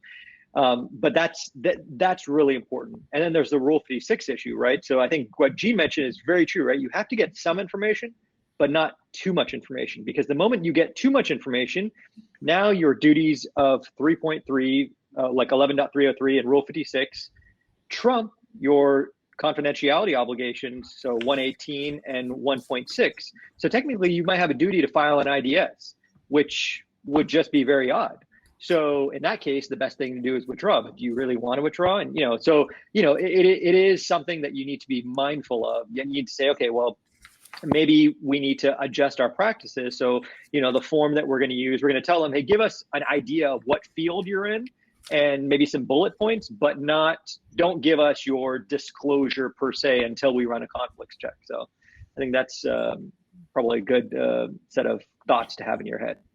Yeah, exactly. And I really encourage them not to give me any document that they've created themselves, you know, because that's when you start to get the, you know, 40, 50 page documents, particularly when you're dealing with PhDs or, you know, postdocs and stuff. And what I'm looking for is like a 2 to 3 page summary of what it is. So I can get a sense, is this something that is patent? Well, today, is it patent eligible? You know, and is it something that I'm technically competent to help them with, you know, so that we can have that first conversation. So, yeah, and then we go from there. In our discussion here, Eldora made some excellent comments about the fact that conflicts can arise even after you've taken on a client and as the engagement continues. And we'll get back to that discussion with Eldora leading us on that in a couple of minutes. But first, I did want to address these questions that are in our question and answer panel. The first one, we'll go back to Gina and John's original discussion and their PowerPoints. Is this CLE requirement only for patent practitioners, or will it apply to trademark practitioners as well? We have a no shake. I can hear their heads shaking. No, because trademark practitioners don't have to be registered. So the PTO has no jurisdiction over them. Well, asterisks, in the same way they do for those who are registered to practice, which are agents and registered attorneys. So no, this doesn't apply to trademark attorneys. They have started going after trademark attorneys when they've been like disbarred in their states, just so they can't continue to do prosecution. So it's clear that they're disbarred or sanctioned, but no, it's only going to be for patent folks. The next question I'll probably toss over to Emil. It probably is related to much of his discussion earlier. Does an attorney acting in a business role have the same obligation on solicitation if the services offered are mostly business in nature, but does include legal aspects such as patent licensing? Yeah, that's a really good question. So I would refer back to 37 CFR 11.507. And the issue is whether this is a law-related service and whether it's distinct from the actual practice, right? There's usually obviously common ownership issues, but I would definitely look at that. And I would say a good case to look at was the resignation of a trademark attorney. So no registration number. So the USPTO obviously has jurisdiction over trademark attorneys. They discipline them on a regular basis. And so this gentleman, Travis Crabtree, was the founder of Trademark Engine and gave up his license due to a law-related service. He had a filing company, like, you know, it was compared to things like LegalZoom or whatever, but it's called Trademark Engine. So I think that's an interesting analysis of 11.507 law-related service. But, you know, I mean, if you're, you know, offering business consulting services through a totally separate entity, no one's going to get confused that they're law-related. Yeah, that's not going to be an issue. But if you're offering, you know, form contracts or something else, like maybe trademark searches or patent searches through your law firm, that is likely going to be considered a law-related service, right? Again, it depends on how it's advertised, et cetera. Thanks. And then the next question I'll turn over to Richard. At what point is it appropriate to provide estimates to a prospective client? Excellent question. First, we don't give out prices just because somebody calls and says, how much does it cost to get to get a patent, right? And of course, there's multiple phases involved in that. So I like to put the client through qualifying steps before talking about costs. I do want to know that they're prepared to pay fees and costs. If they're not prepared to pay fees and costs, there's no need to discuss how much it might cost. And I also want to know that they have a genuine legal matter, something that we can help them with, which in the case of an invention should be something more than an idea. So I start with, again, with the patent application or with the trademark application. I might start with what a basic cost is for a basic, you know, let's say a simple mechanical invention for what the services are and what the costs are.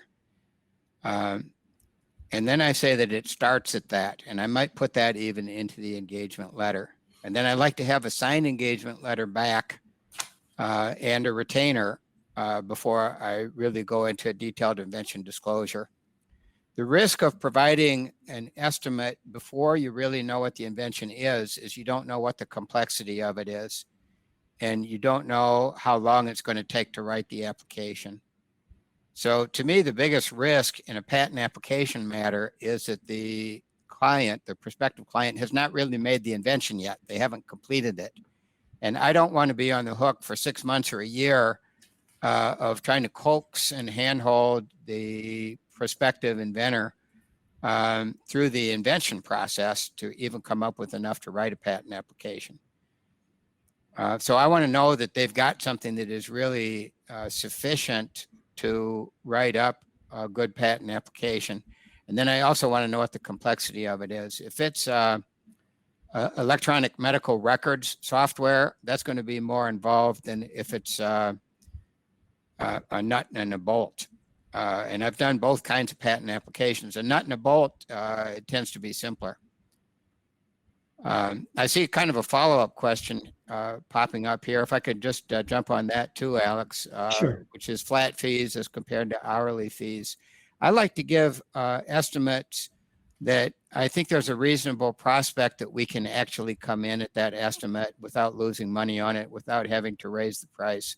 But I also make it clear in the engagement letter that if, as we get into it, we find out that it's going to be more complicated than we thought it was, that it's going to take longer, then we might come back to the client. And I try to do this before we exceed the estimate and say, look, you know, we're already into the amount that we've estimated and you're still giving us new disclosure. So it looks like it's going to be X more dollars for us to be able to complete this application. And that's only if you get us the invention disclosure, you know, within the next week. So I try to, you know, control what the exposure is and to give estimates that are realistic and then be able to come into those estimates. I hope that's helpful. Yes, and for purposes of trademark work, it's a lot easier to have flat fees. In fact, you can find different people's schedules of fees on the internet for trademark issues. But now I'd like to turn to what I think is going to be a juicy and interesting topic from Eldora regarding conflicts, and in particular, conflicts that might arise from representing different or multiple defendants. If you could share some with us your thoughts on that, Eldora, that'd be great. Well, you know, in thinking about the issue of representing competitors in a space, I'll say there are a couple of types of issues that could come up. You know, of course, there's the subject matter conflict issue, but then probably just as sticky, if not stickier, are just the political conflicts and political issues. And so earlier, Emil referenced the mailing case out of Massachusetts, which I think left a lot of us breathing a sigh of relief, where the court found that just because there were, say, patent applicants in the same field, it didn't necessarily create a subject matter conflict per se. You know, that's a real important case, I think, for folks to think about, to highlight the importance of having a robust conflict checking system. And as we were discussing earlier, it's important to stay on top of those, on top of the conflicts, and be mindful of potential conflict creep.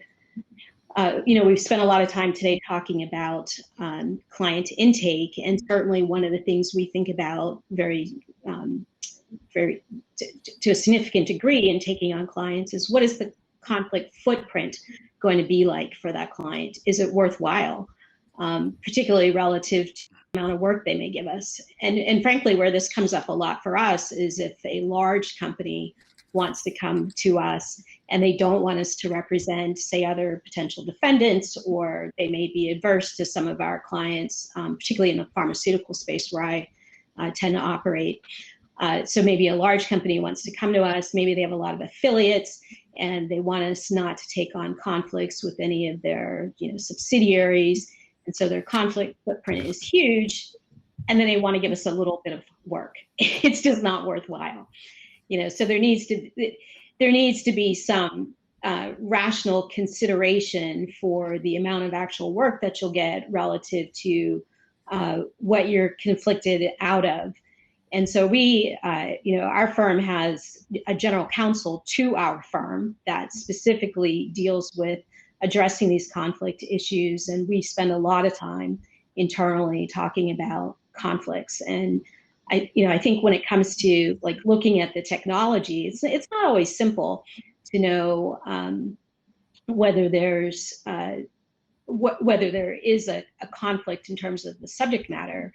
And certainly, you know, if it's too close, we just won't take on the new representation. Even if we think we're on the correct side of that from an ethical standpoint, it just may not be worth the political cost to the law firm. And then, as we alluded to earlier, certainly we don't want our clients to be surprised. We want to be transparent with them. We don't want them to see that we've prosecuted, say, a patent application for a competitor, and the first time client A finds out that we're representing client B is when client A sees a published patent application that at least at first glance may look like it reads on client A's products. It's not a good place to be. And certainly from an ethical standpoint, we try to draw the line at not intentionally writing patent claims that would cover a competitor. That's not something that we would do. I think when it comes to representing multiple defendants, to get back to your original phrasing of the question, one issue, there are times where it's possible, but of course there's also always the considerations of confidentiality, as there is for any time you're representing multiple entities in the same space. And so we'll look at putting up, or similar space, I should say, it can't be the exact same thing, but similar space. And so we'll look at putting give our clients protecting their confidentiality.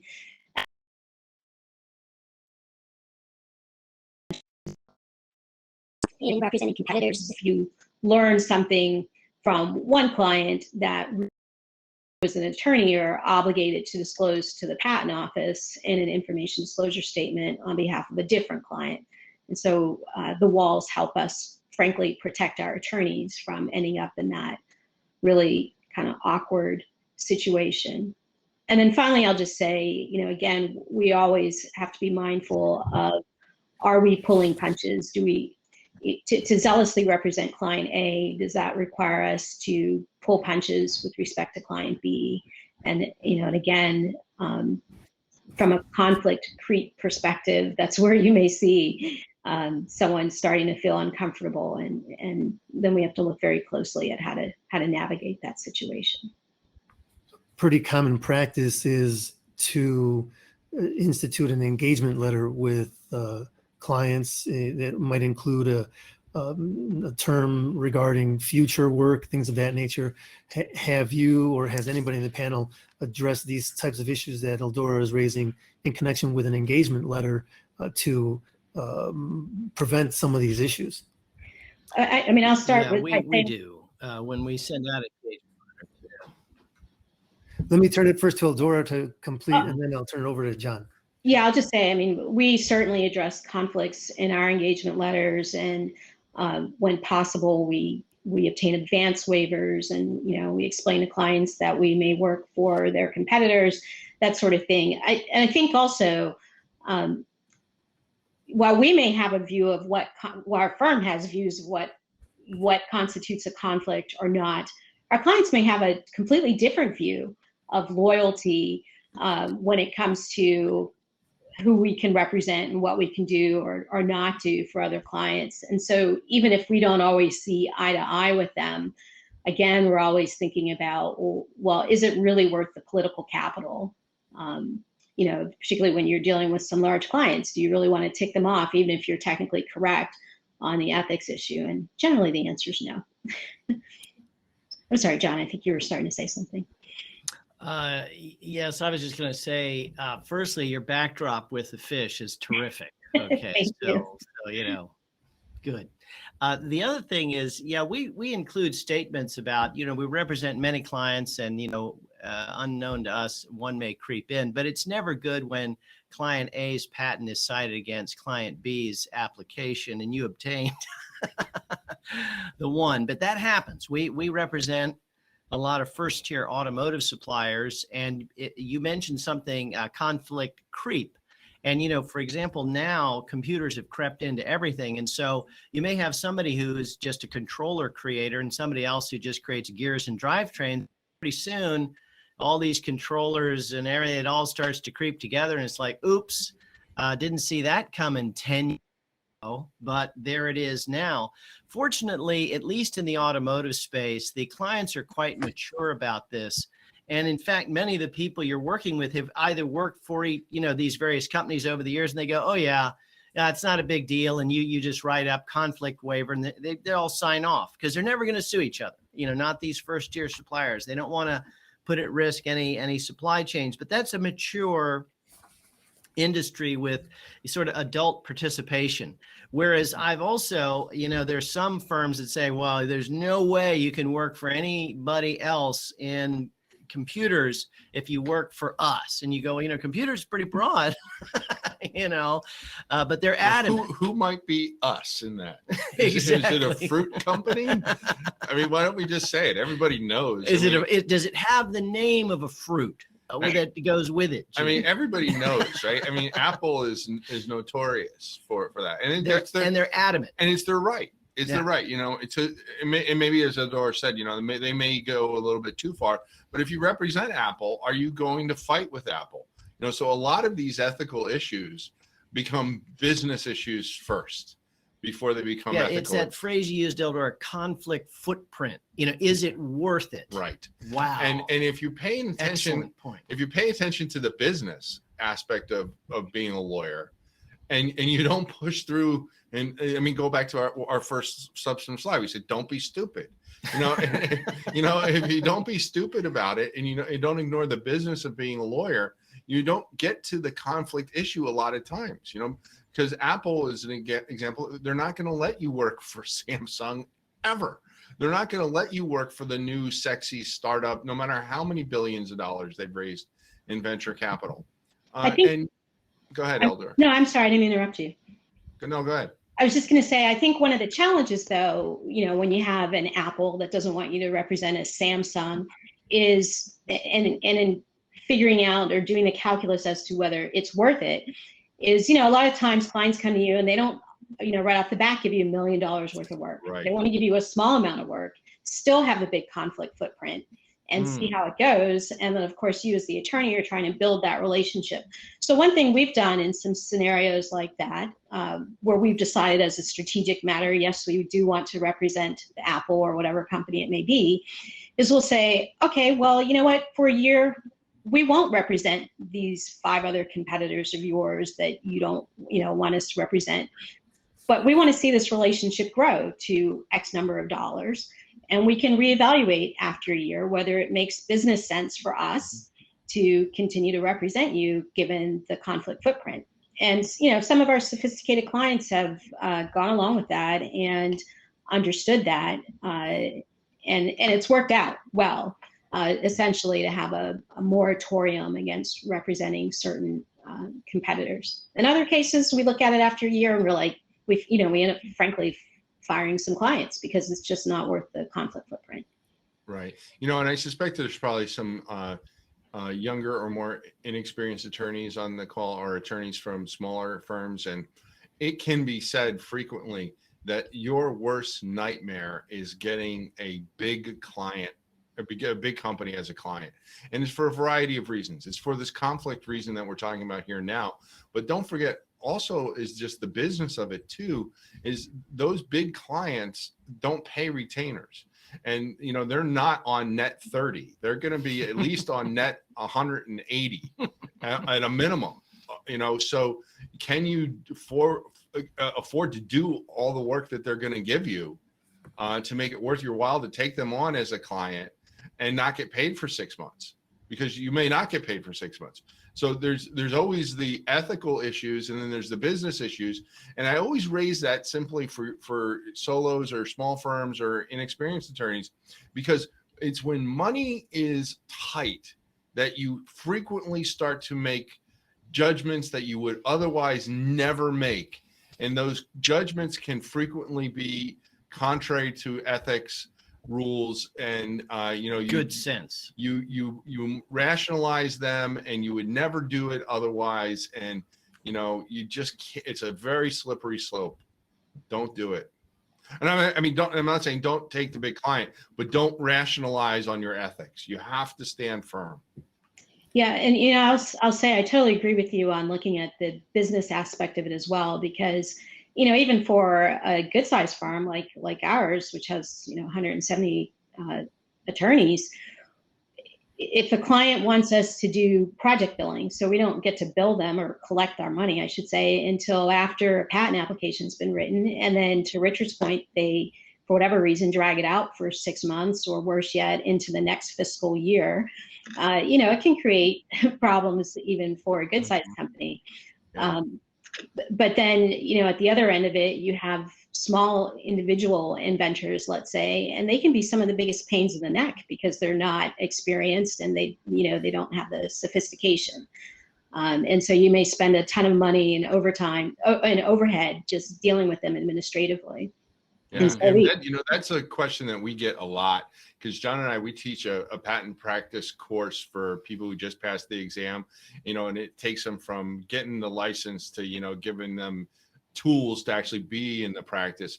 And a lot of times they say, well, what do you do with the client that you've project billed them and you've got the application ready to file? All it needs is their approval, and they won't give it to you. Maybe you can't find them, or you can't get their attention, and they've already paid you the retainer. So it's not that that's the money. And so what I've always encouraged people to do is to have in their retainer agreements, their representation agreements, that X% will be earned as of the first draft, Y% will be earned as of the final draft, and then a small percent will be earned as of the filing, because it's administrative. Your filing is just an administrative piece. So you can't have a client that won't give you the final okay, holding up your entire chunk of money in your retainer account. But if you wrote your agreement differently and you go to the retainer account to take it, and it could be characterized as not yet earned, and the client is a real pain or jerk about it, I'm not saying OED is going to view it in the client's favor, but why take that risk? Right. To that point, the way we set up our engagements is we ask for a retainer, typically for half the services. And then we state in the engagement letter that when we deliver the draft substantially ready for filing, we will deliver it with the bill. And the costs are also included in there. And of course, if we don't file, we don't get the costs. But we want to make it clear that we have earned the fee when we deliver that draft. And then we try to limit the amount of time that they spend to like 48 hours for their review and comment, and then to wrap it up and file it. So this is not going to be 20 iterations over the next 6 months or a year. It's going to be one big invention disclosure, a substantial draft with a bill. And then if they get us the comments promptly, we finalize the application and file it. But I like to get the bill out, because if the client doesn't pay the bill, it gives us a basis to disengage, and we don't have a dangling situation. Yeah. We all hate those dangling situations. I have a follow-up for Eldora, and I like the idea of when you get a large client, they retain you, they give you a small matter, and they keep you off on the sidelines for anybody else. Your comment about reevaluating after a year, do you make that part of the engagement letter? In the times I can think about it, we have had that as part of an open discussion. I don't remember actually, though, reducing that part to writing. I don't know that there's a need to, because it's basically saying, in a year when we look at this, if we think your conflict footprint's too big to justify, too big relative to the amount of work you give us, we're going to fire you as a client. I don't know that needs to be in the letter. But yes.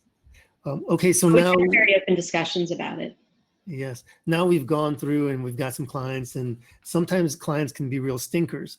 There's a recent case, the GS Clean Tech case, that Emil is going to share some thoughts with us about. Yes, thank you. And I think by looking at some of the participants, I think some of you all and some of the law firms I've spoken about this issue at have probably already heard this. I'm going to keep this brief. I know we only have about 15 minutes, but this is a tough one because, after TheraSense came out, we were at, I think, a decent stage with the inequitable conduct affirmative defense. And now GS Cleantech comes in and it really threw a wrench. And again, I can't do justice to the whole case, but I'll just pick and choose a couple of things I want to talk about. So The case was GS Cleantech v. Adkins, and basically after a bench trial, the district court had determined that the patents were unenforceable due to inequitable conduct, right? The court basically said that the inventors had taken affirmative steps to hide an offer for sale from their lawyers, and then later the USPTO, once they learned that it would prevent them from profiting from the patents. All right, so that's what they said about the inventors. Well, the court also said that the law firm, which was Cantor Colburn, either purposefully evaded disclosing to the USPTO or failed to seek out relevant information to disclose to the USPTO, and therefore participated in the inequitable conduct.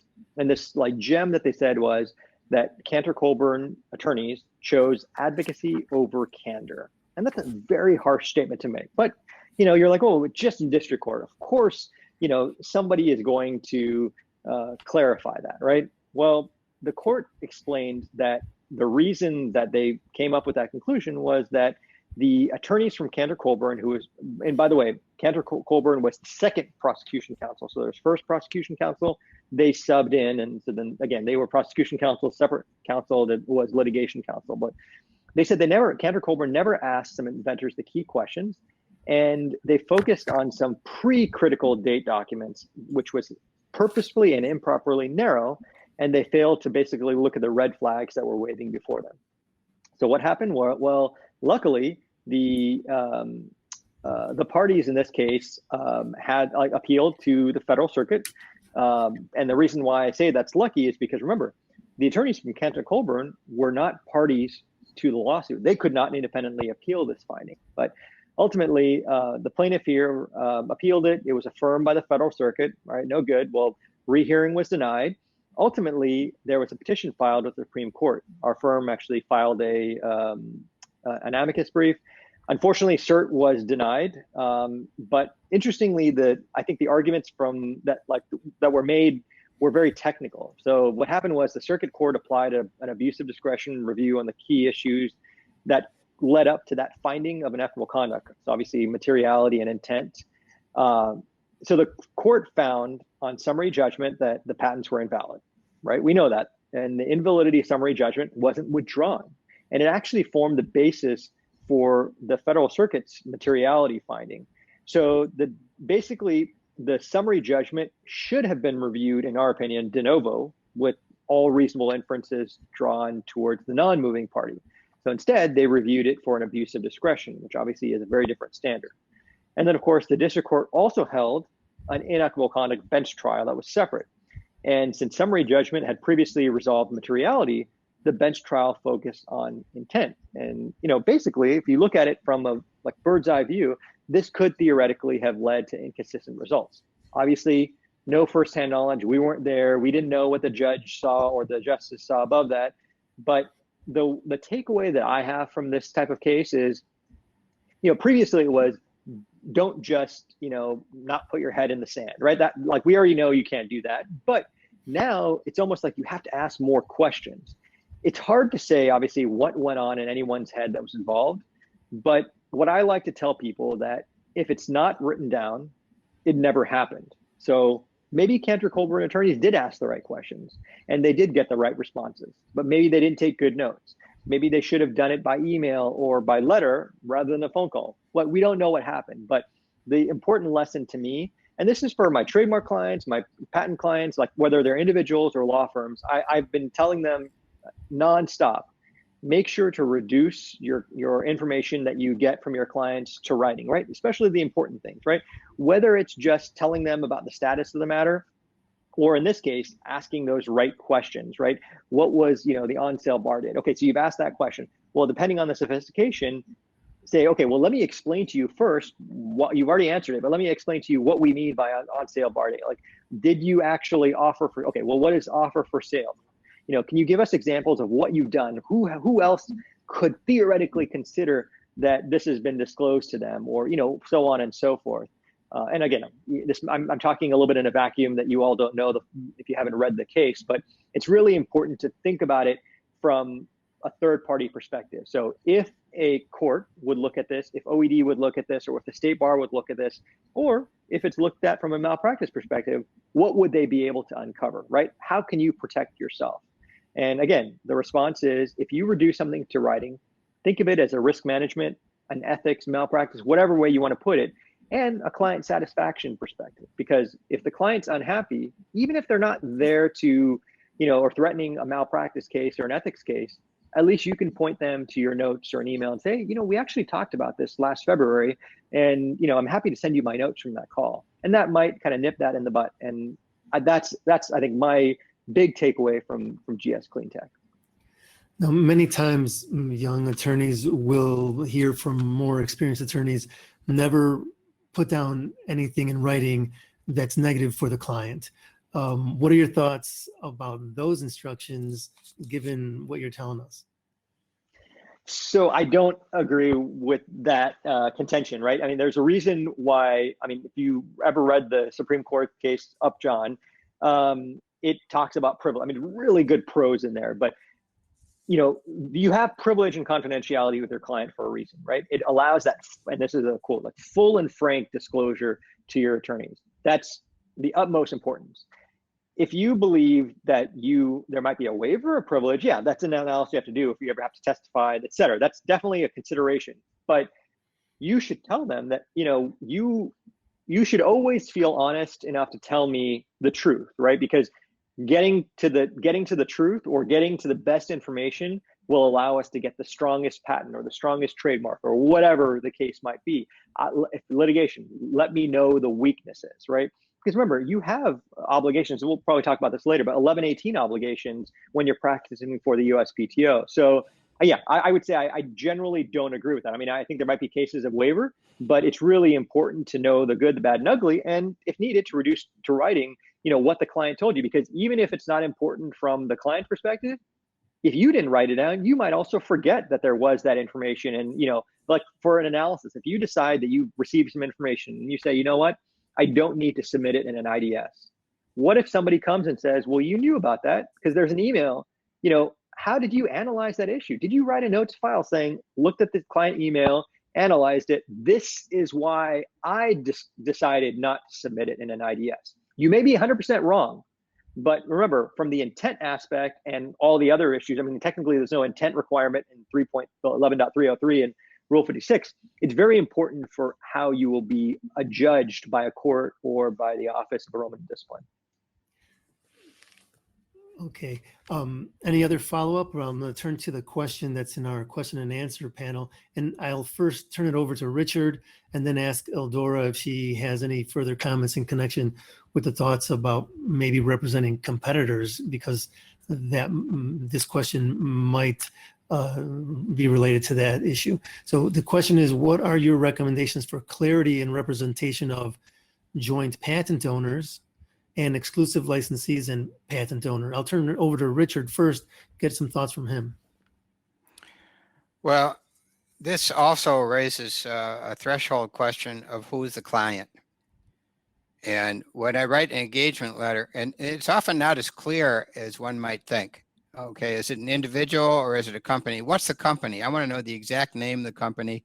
And we'll sometimes look at the Secretary of State records for the particular state, because sometimes clients don't know the official name of their company. And I want to know even what the state is of a corporation. And again, the exact name. Here's a way to think about if there's a choice, and sometimes there's a choice about how you set this up. Who's paying the bill? So I prefer to represent, if I have a choice between multiple parties as to who's going to be the client, I would prefer to represent the company that's paying the bill for my services. And then to make it clear that whoever else is involved, I am not representing them. And even to give them notice that they may wish to consider retaining their own counsel to advise them as to their own interests.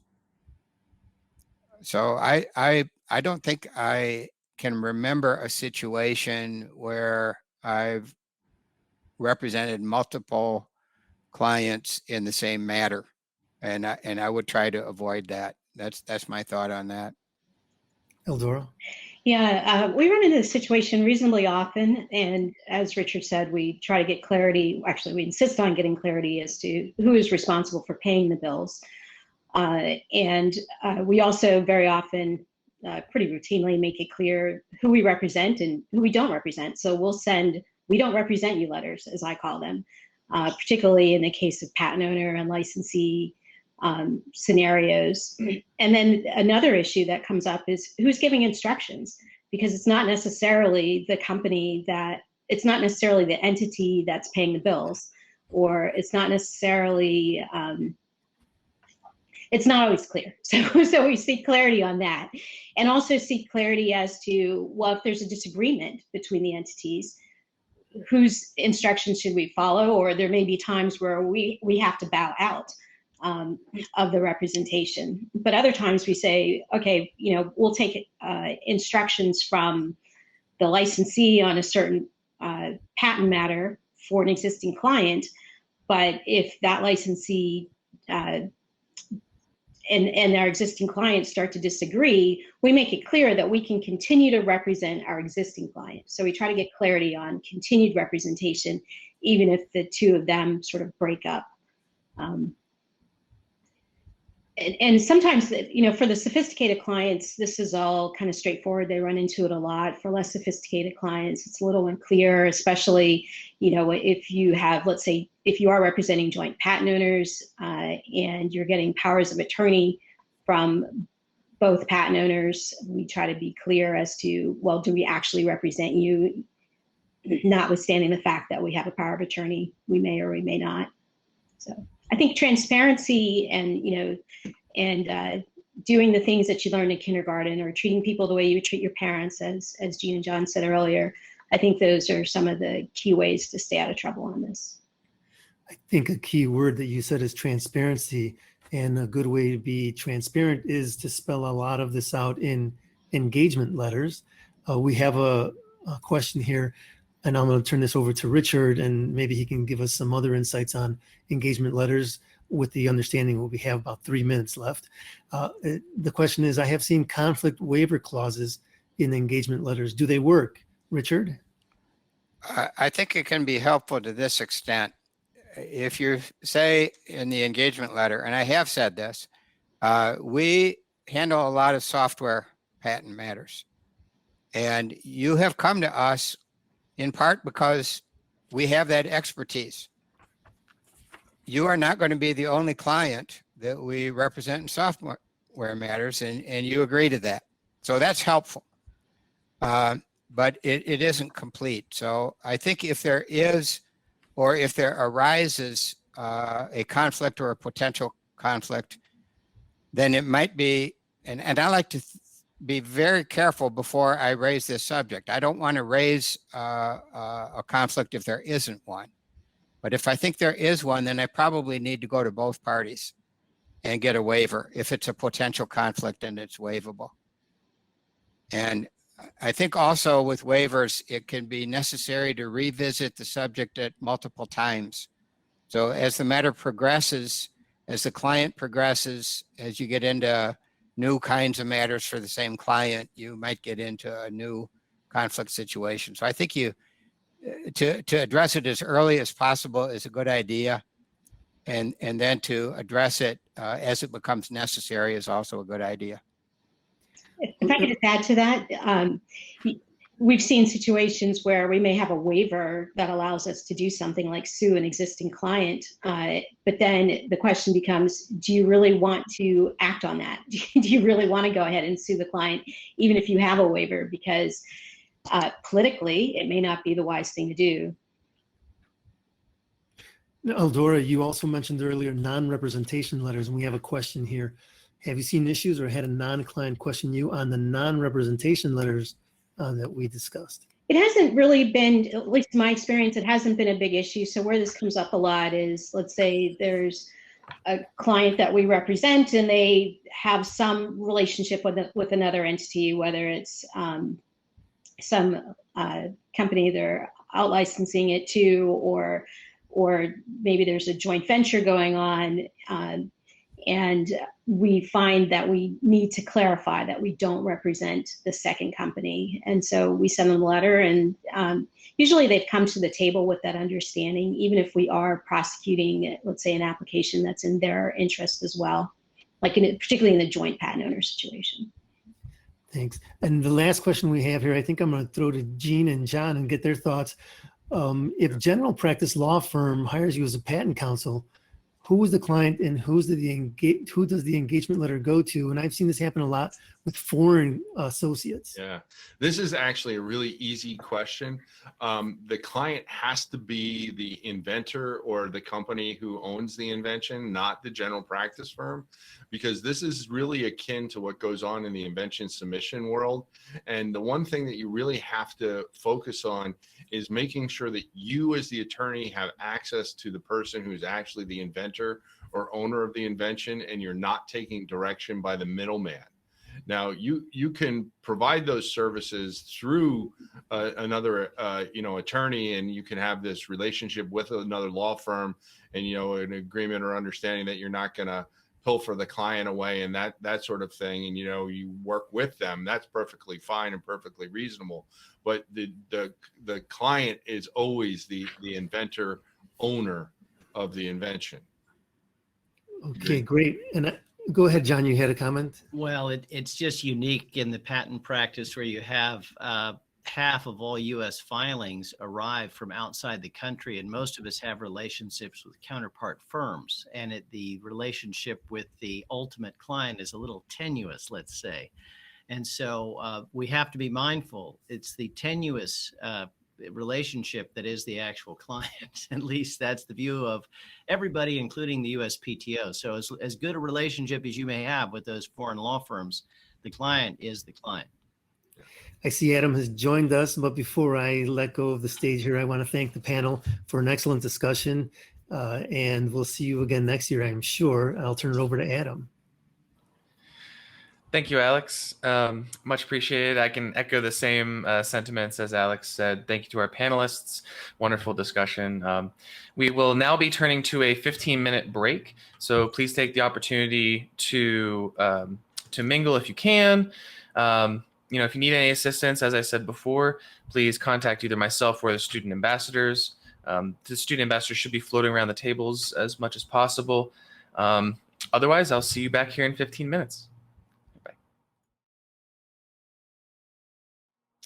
Welcome back, everyone, to our second panel discussion entitled A Conversation on Implicit Bias and IP as Social Change. This is our last panel discussion for the day. I hope you've enjoyed our seminar so far. I know we've enjoyed having our panelists. So the discussion will be moderated by Esther Lim, who you've already heard from this afternoon. But in case you need a refresher, Esther is she is a partner at Finnegan Henderson Faribault Garrett and Dunner LLP and a proud member of the advisory board for the IP Center. So let's invite Esther up to the stage here. Oh, it looks like someone beat me to it. So let's invite the rest of the panelists. Hello, Esther. Good afternoon. Welcome back to the final panel of the day. It's my pleasure to moderate and speak on this panel addressing an important issue that we confront in the legal profession, especially in IP, implicit bias in IP as a tool for social change. This past year, more than ever, has raised our awareness about implicit bias in social, legal, and professional contexts. We have a distinguished panel of speakers with us today from diverse backgrounds to discuss these timely and important issues confronting the IP profession.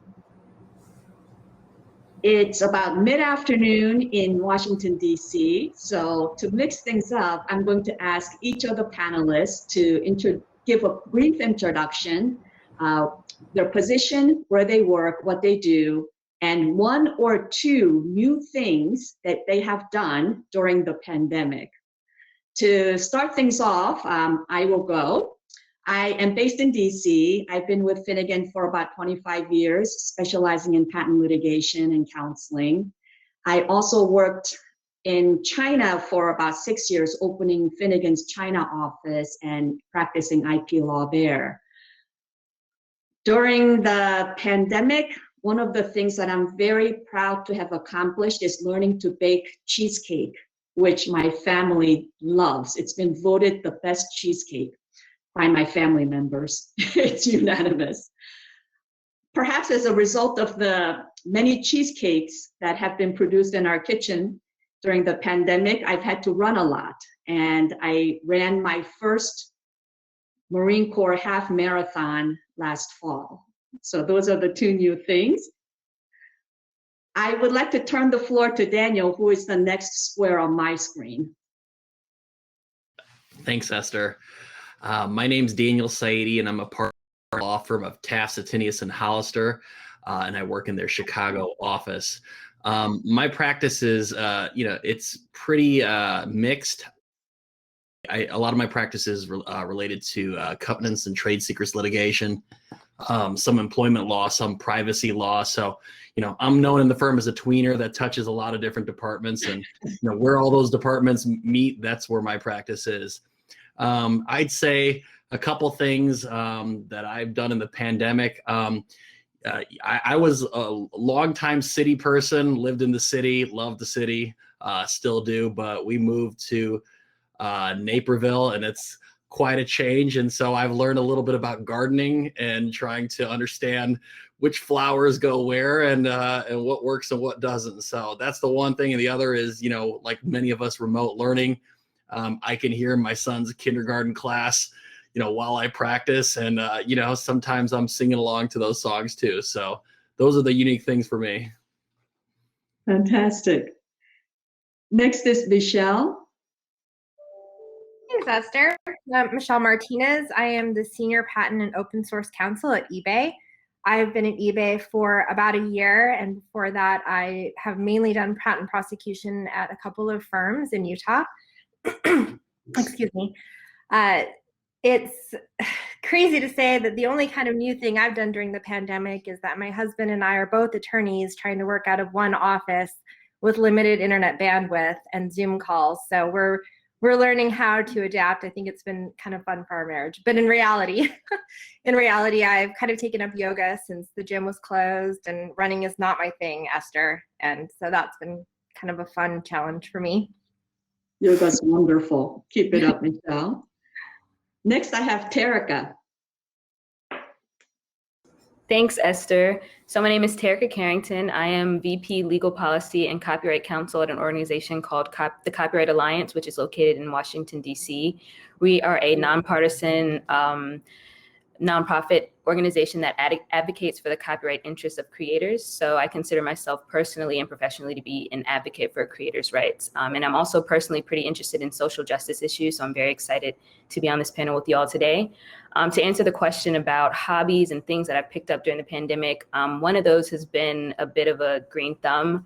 I have not been the best historically with plants, but my apartment community, they've been hosting a lot of virtual events to kind of, do community building in light of the pandemic. And so one of the things they did was provide a class to teach you how to be better with working with plants and things like that. So I've picked that up. And then another thing is meditating. I'm trying to become more consistent with my meditation practice. So that's wonderful. Valencia? Hi, thank you, Esther. Hello to everyone. I'm very excited to be on this panel and looking forward to the conversation. So I work at the United States Patent and Trademark Office at headquarters in Alexandria, Virginia. My position there is Deputy Commissioner for Patents, and my oversight in that role is several of the technology centers for examination, telecommunications, medical devices, electronic gaming. I also oversee examination of design patent applications. My other position, so I hold two hats as Deputy Commissioner, is I oversee the international patent cooperation work for the patent office or for the patent side of the office as well. So I have a unique and very pleasurable experience of working with other offices and the World Intellectual Property Organization as part of my position. And a large project that I'm working on right now that is a passion project for me is I am the executive lead in the development and implementation of the National Council for Expanding American Innovation.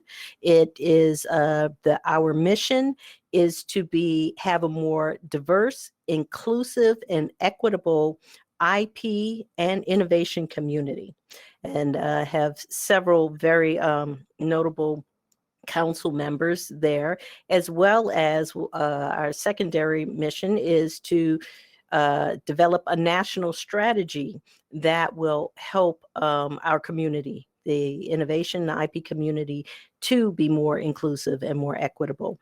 And as for what I've done during the pandemic, first and foremost is I've become a teleworker because I was the person before all of this began. If the office had to close for weather conditions or what have you, I was still going into the office. I was the only one out there on the roads, but I was on campus working.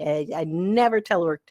It's probably had been about 4 years since I had last teleworked. So learning this process was new, and I was grateful for it. It was brand new. Second is my husband and I are right now buying a house down in New Orleans. I am originally from New Orleans, and spending more time here. My home is in Maryland. Spending more time in Maryland made me feel more so that I wanted to get back home. So we're buying a second home down there. That's fantastic. I hope the search is going well. It is going very well. Thank you. Well, as you can see, we have a wonderful collection of speakers with different backgrounds and experiences, and I'm really looking forward to our discussion. So thanks for joining, and welcome to all of you again. Throughout this panel, I invite everyone to submit questions and comments in the Q&A section. We will try to incorporate them as much as possible during our panel. The first issue that I'd like us to tackle is the undeniable challenge that the IP profession has confronted for a long time: the lack of diversity. According to the ABA's 10-year trend in lawyer demographics study, spanning the period of 2008 to 2018, women comprise only 36% of active attorneys, and racial and ethnic minorities constitute only 15% of active attorneys, with 5% being African American, 3% being Asian, 5% Hispanic, and 1% Native American. Findings by the USPTO and leading researchers show that women, people of color, and veterans are significantly underrepresented as US patent inventors. It's widely recognized that several key factors contribute to greater attrition by women and attorneys of color from law firms and the legal practice, including explicit and implicit bias, lack of mentoring, and inequitable work allocation.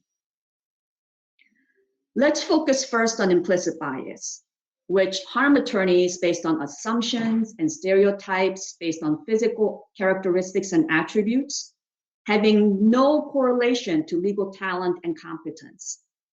For example, assumptions about working mothers' unavailability or lack of commitment, and ability to take on challenging projects, as opposed to perceptions about working fathers.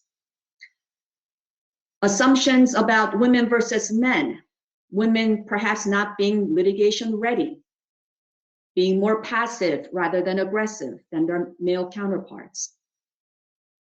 Assumptions associated with attorneys of color, where you went to school, perhaps it's your accent, being correlated to the level of legal competence and ability. Work allocations to people who are familiar to you, who look like you, and from similar backgrounds or similar schools. So recognizing all of these challenges, I'd like to ask the question of what implicit biases contribute to the disproportionately low representation of attorneys of color in the IP profession, And also, what can we do to improve? And I'd like to open the floor to all of the panelists to respond.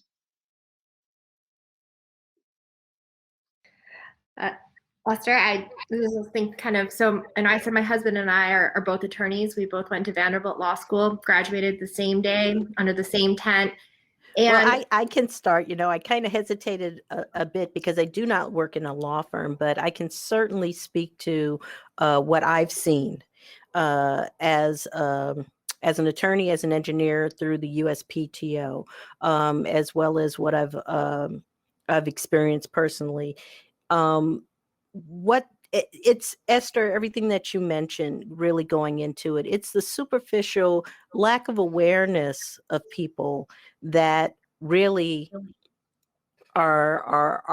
is that aspect that we need to get over.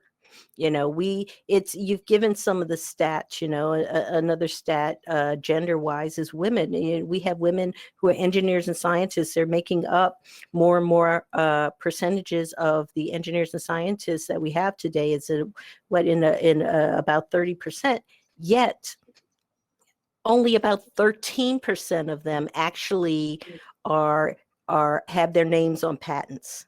How is that even possible to have that level of distinction when they're there in the working place, yet they're not moving into those ranks where they have ownership, or rather have been named on patents, or that it's equitable. There's several things that we really need to look at when we're looking at bias. It's not just the diversity. It's not just having a diverse workforce or a diverse law firm. It's not even having an inclusive one. It's having an equitable one that we need to move towards. And I think bias, implicit bias, unconscious bias goes into a lot of why we have women, people of color who may be there, but at lower ranks, and then are not rising to the same level as their counterparts, as their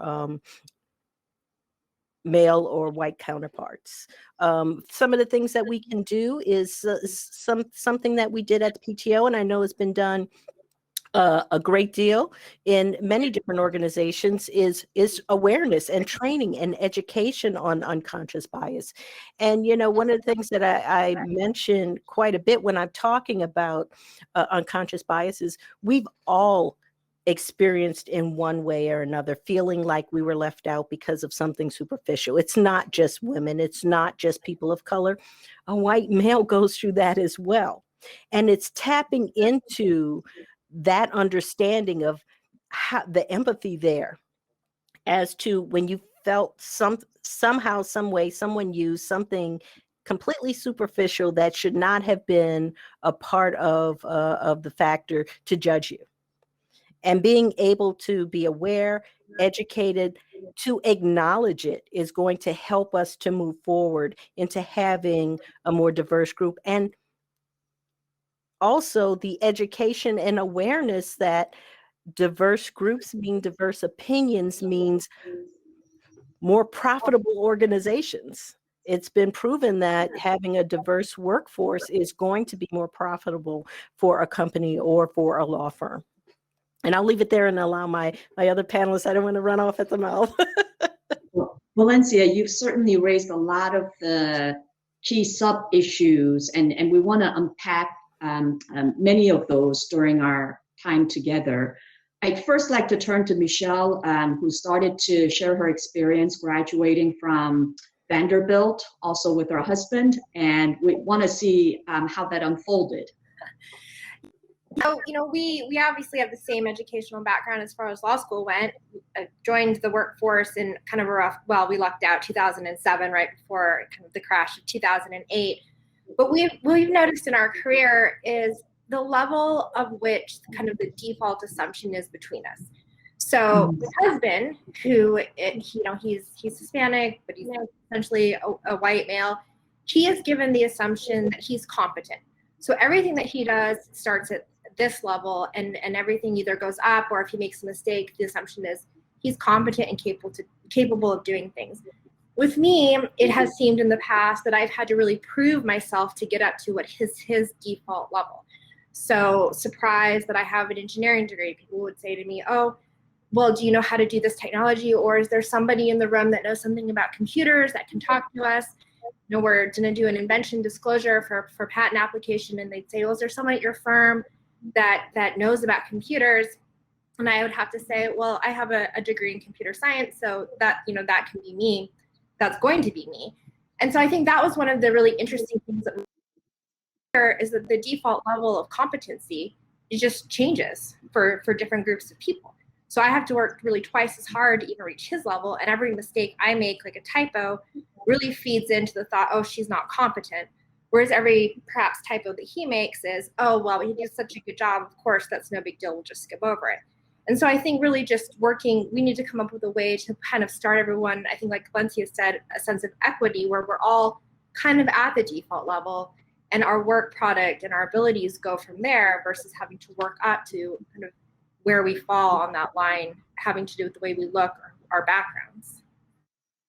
Yeah, you're put in a situation fighting against presumption made against you because of your gender or other attributes, and you feed into, with your performance, the confirmation bias.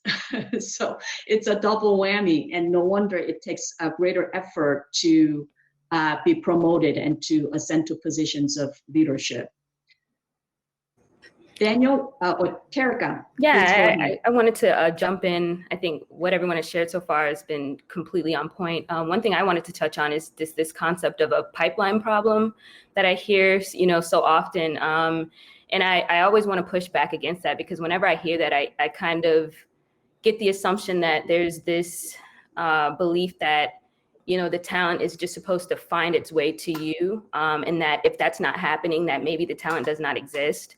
And I think that when I think about, you know, certain networks, this is not just unique to the IP space. Like we talked about earlier, Esther, you pointed out statistics for attorneys, you know, across the board as well. So I think this is relevant to IP, but also outside of IP. But sometimes the networks that attorneys are building a lot of times look a lot like them. And so when it comes to trying to fill different positions or trying to bring in new talent, if you're only reaching out to the people that are in the network that you built, and they come from similar or the same background, they look just like you, they're the same age, they have all the same demographic qualities as you, and you find yourself not being able to attract the kind of diverse candidates that you think you're you know, working toward, I think a lot of times that's the issue right there. The networks that people surround themselves with not only feed into implicit biases that they have, you know, in the hiring process, but it also prevents an actual development of talent, an actual finding of that talent and bringing them into that space. So I do think it has to be a real effort that has to be made. I think that there are a lot of barriers to entry for attorneys of color, women, et cetera.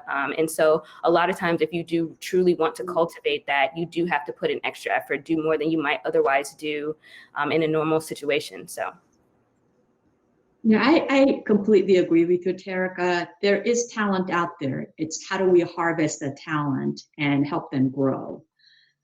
Even at our firm, we've really expanded our pool of schools that we recruit from.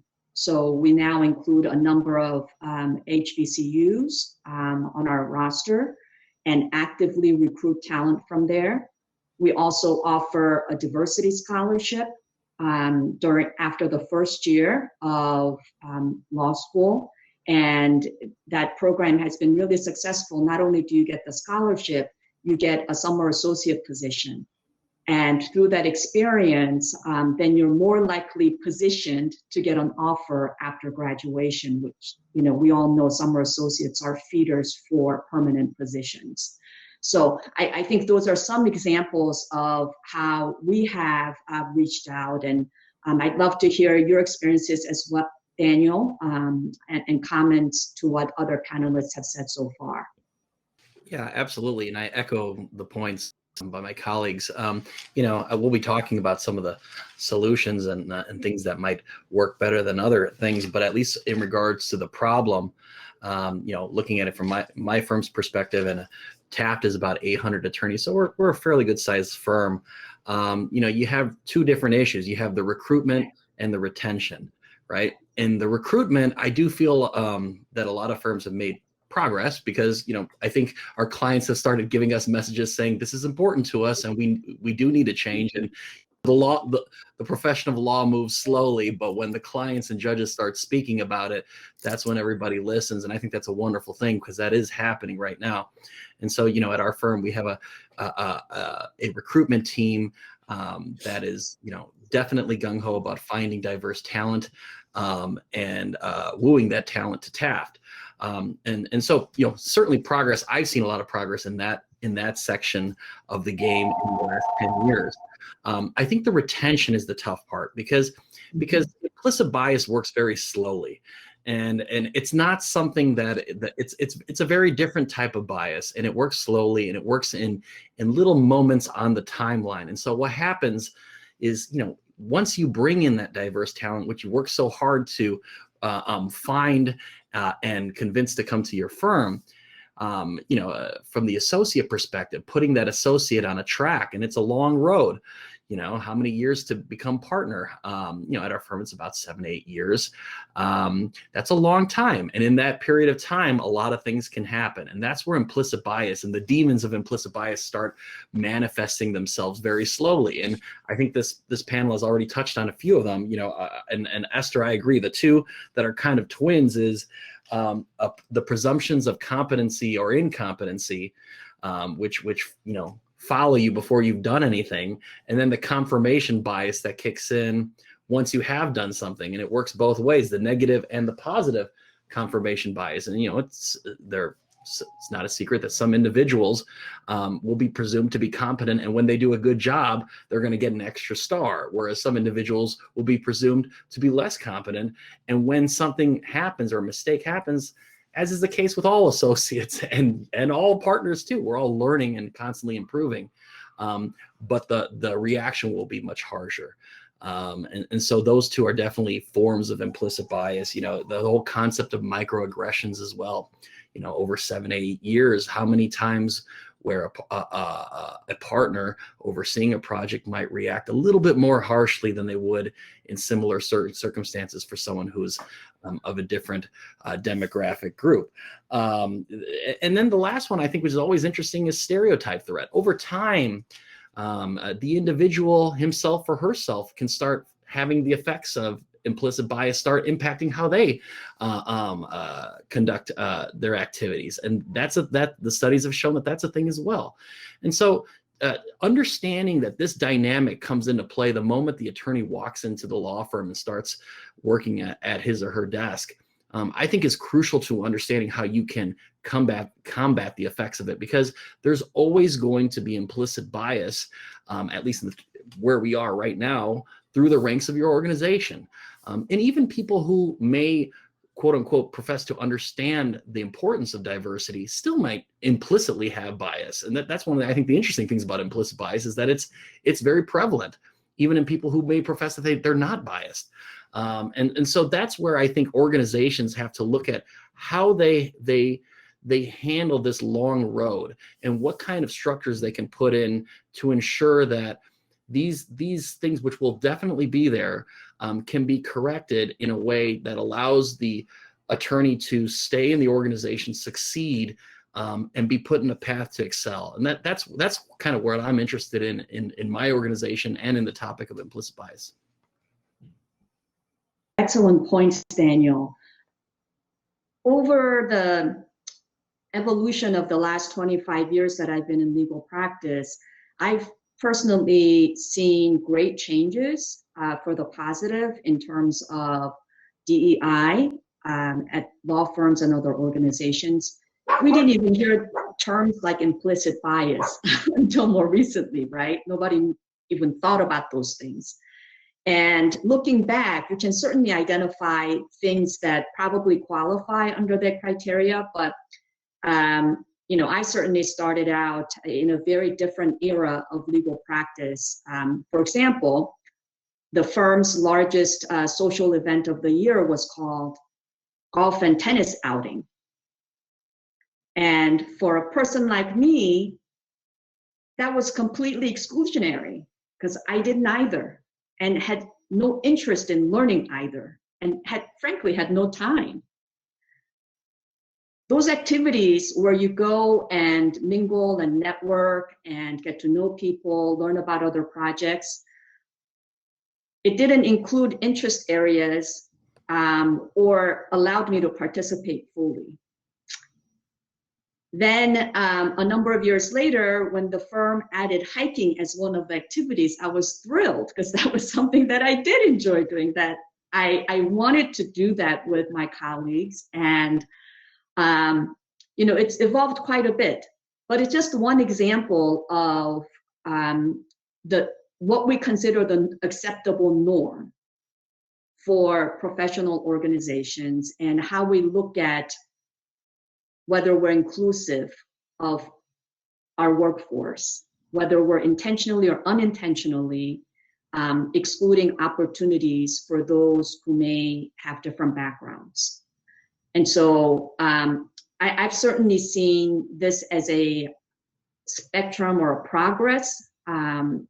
Change is often too slow and can feel glacial, but I feel that the needle is moving in the right direction. What improvements have you seen in your organizations or in your experience that you felt was a positive change that others can think about and learn from? I think, Esther, you and I have talked about this once before, but eBay does a fantastic job of what they call communities of inclusion. And it's a much bigger company than I've ever worked at before, so it's a different sort of experience for me. But I think education plays a really good role in how we can combat implicit bias, and education comes in teaching people about other cultures, other types of communities. So, eBay has an Asian American community, and it's the first time I've been able to join in Lunar New Year celebration that I wasn't the one planning. It was already planned and I got to be a part of it, which is really special for me. And I'm getting to learn about other communities that I don't know as much about. And I think that really helps put us much more on an equal footing, because I'm able to participate and understand other people on a deeper level. And so I eliminate even my own biases about people. Hopefully they do about us. And I think that really does, especially at eBay, it does seem like a much more cohesive community place where we all share in each other's experiences. And I've never had that before this year, really. And it's been fantastic.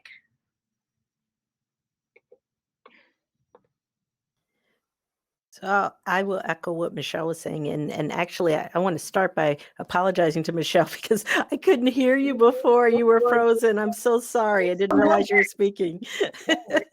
But yeah, I'd like to echo what you were saying at the USPTO. When I first started there as an examiner many, many years ago, I believe there were, we refer to them as affinity groups, but the same type of groupings of celebrating people's backgrounds, ethnicity, and gender and differences. There would be about 3, and now we have 19 different communities right there on campus celebrating all aspects of our campus. We have the National Society of Black Engineers, Women's Society of Engineers, Executive Women. We have Iranian American engineers, and many, many, many, where we spend the year celebrating each other's differences and their value. And it brings us together in such an amazing way. I have to admit, I think there's still a long way to go. Especially over the last few years, I've seen changes where, well, we do have around us in our community a diverse group of workers. I see in all aspects of the IP and innovation community where, as we grow higher in rank in executives, that diversity is just not there. And unfortunately, in the last few years, I really noticed a huge change where we had been making some improvements and didn't. So I think by celebrating our differences and getting back to that, we are going to then start and slowly, just as Daniel was saying with implicit bias, slowly seeing that change, but we can't ever stop looking. We can't ever stop pushing. Can't ever just be complacent about it. We have to keep pushing forward. Well, Lindsay, let me pick up on that thread of continuing to push and move things forward. Both you and Michelle have mentioned the positive impacts of affinity groups and celebrating differences and learning about each other. I wholeheartedly agree.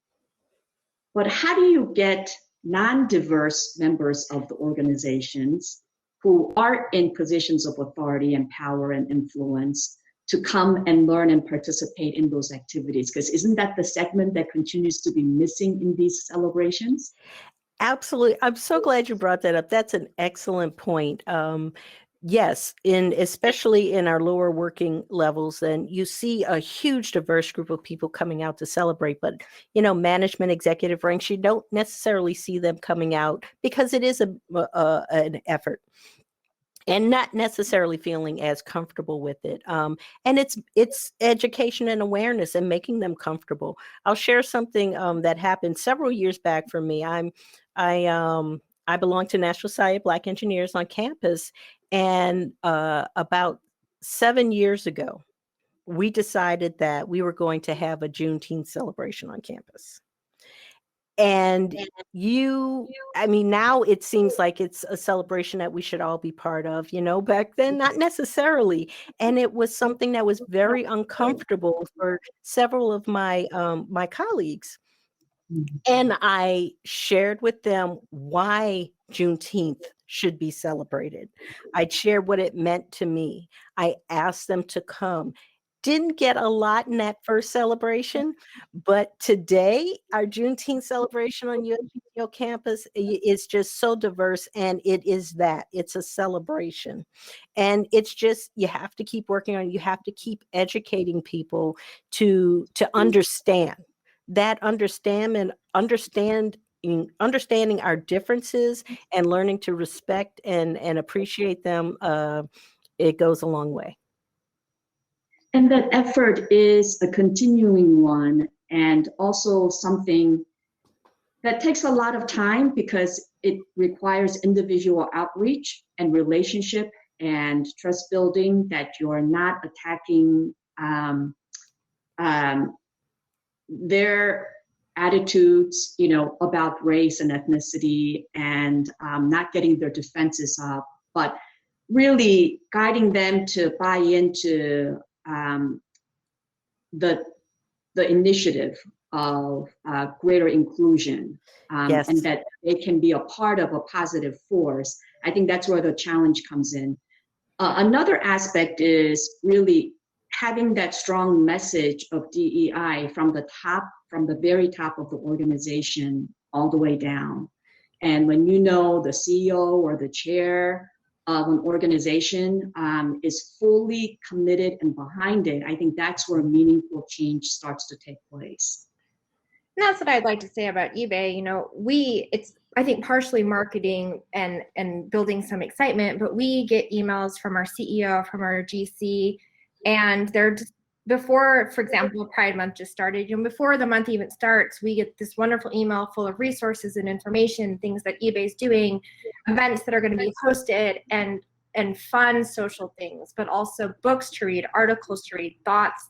When it was Asian American Month last month, our GC is Asian American, and she shared her personal thoughts, and just a continuous sort of check-in with the whole company over the month. You get included, and the more we get included, the more exciting it is. I want to join in. If I have time to join these meetings, I want to pop in and listen to what somebody has to say, or read the article, or read the book. And it just is always coming, like you said, from the top. I know that our leaders are invested, and I want to be a part of that. And so just having them continuously include us every week or so, we get about every week we get an email And it's kind of hard to forget about it. So I think that's the other thing, right? Like just a constant reminder that there are other people that are in our community that we want to care about. You can't forget that, and you want to be part of that community. Well, Daniel, you're at a very large firm with about 800 attorneys, and it's hard to have a cultural shift and a change in attitude with a behemoth. So what kinds of initiatives and efforts have you found effective at your firm? Yeah, absolutely. You know, I will say our chairman is really attuned to these issues, and and I think it really has to come from the top. And really, I mean, if we're talking about something serious, it has to be a game changer move. One of the things I think probably the most important thing our firm did was we adopted a rule, which is something that organizations, some organizations have been adopting. I think for a law firm, especially for a large law firm, it's crucial. And the Mansfield rule basically says that for certain leadership positions, it doesn't mean that a gender diverse or racially diverse person has to be selected, but they have to be considered for the position. It's something that I think spun off of the Rooney Rule, which was in the NFL, which is, individuals had to be considered for head coaching jobs because no one was hiring head coaches that were racially diverse. And then lo and behold, they roll out the Rooney Rule, and now we have some of the most legendary NFL coaches who also are racially diverse. Mansfield Rule works the same way. And ever since our firm adopted the Mansfield Rule, it went, and we adopted it for our executive committee, which makes decisions that, bind the firm, and our participation committee, which makes decisions regarding compensation, the two most crucial committees of a law firm. We adopted it for both. And lo and behold, the demographics of those, quote unquote, ruling groups, leading groups, changed overnight. And you look at the composition of the panel, and now it's much more diverse. And you look at everybody and say, of course, all these people are incredibly qualified, but you need something to kind of kickstart that. And I think the Mansfield Rule is one of those excellent things to do that. I think that some of the other things that Taft has done, certainly parental leave. We have a 4-month parental leave regardless of gender. But here's the catch for that, though. An organization can roll out something like that, and that's fine. But the devil's in the details, and this is kind of a message for the men. The men need to take the leave, because if they don't take the leave, then that creates more implicit bias. And so, that's something where I think culturally speaking, we encourage everyone to take the parental leave. Certainly, families could use the help regardless of gender. And so, that's something that I think is really, really important, is having an effective parental leave, not just on paper, but as it's being used. You want everyone to take advantage of that. I think the other thing is, a couple other things is diversity showcasing. We try to do monthly profiles on different lawyers across the firm, where one lawyer will basically get to share his or her story with the firm. I love those. I learn a lot about my colleagues, and it's something that I think makes people, it humanizes people, and I think that's really, really important. And I think the last thing is the mentoring program. And Esther, I'm happy to talk more on that. But I think the mentoring program, when we talk about that road from beginning to higher levels of success, that is crucial, because you need a person in your camp if you're going to combat implicit bias. And if you don't have that, you're going to be at a disadvantage. And that's something that our firm has rolled out. And we have different levels of the mentoring program, but it's a crucial part of the game. I absolutely agree with that. And mentoring is such a big topic. We're going to reserve it towards the end of our discussion and hit that in full. I do want to follow up on your observation, Daniel, about actually utilizing some of the infrastructures that are in place to promote DEI and taking paternity leave, which we like to generically call parental leave. But you don't see male attorneys taking the full extent of leave. And in part, I think perhaps they just feel that they have less responsibilities at home, but perhaps also because they feel the pressure that their colleagues are expecting to see them more quickly than 3 months or 4 months, because it is unusual for male attorneys to be absent for that full duration. But I think your point is well taken, that the more people that do it, it becomes the norm and not the exception. Having touched on that, I'd like to shift gears a bit to explore how copyright collides with ethics.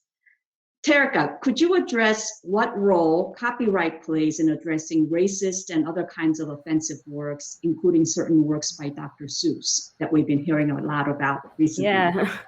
Yeah, I thought that, that topic really coincided really well with the discussion of our panel, because I was thinking, how is implicit bias developed? And, a big part of that has to do with the media that we consume, whether it's movies we watch, books we read, music we listen to. It really does shape a lot of, the way that we see the world, especially for populations of people who may not, they may live in areas that are naturally less diverse. And so they may not have, a lot of different people from different backgrounds that they interact with in their normal life. They may often look to the media to kind of understand the rest of the world and kind of understand people from different backgrounds. And so I think that this is an especially important topic when we're thinking about implicit bias, because we do have, movies and books like, the Dr. Seuss books or Gone with the Wind and things like that, that were created at times where those kinds of messages were more tolerated, even though they should not have been. They were more tolerated. And then now you see these works still in existence today. And the question is, what do we do with those works?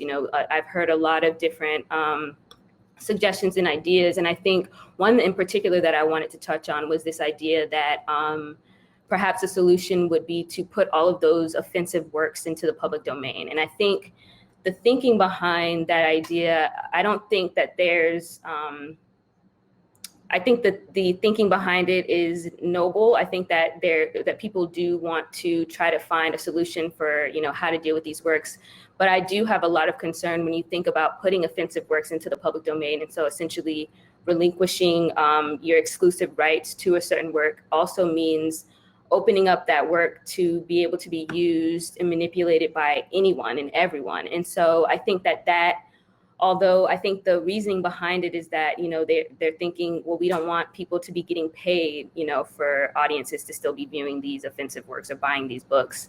But I think there are other solutions that, don't necessarily go to the extreme of putting it into the public domain and having the potential of someone, whether it's a person who is racist or an organization that, stands for ideals that, you don't support, being able to take advantage of that work and sort of put a spin on it or continue to put it out into the world. So I think one of the solutions that I've seen, or one of the approaches that I've seen that I really think is noble, is Turner Classic Movies. They have kind of taken an approach where they're not taking the movies like out of the public, but they are trying to contextualize them and try to educate people about, this is the context in which this movie was created. This is why these narratives, these depictions of people are problematic, and basically starting conversations about those things. And so I think,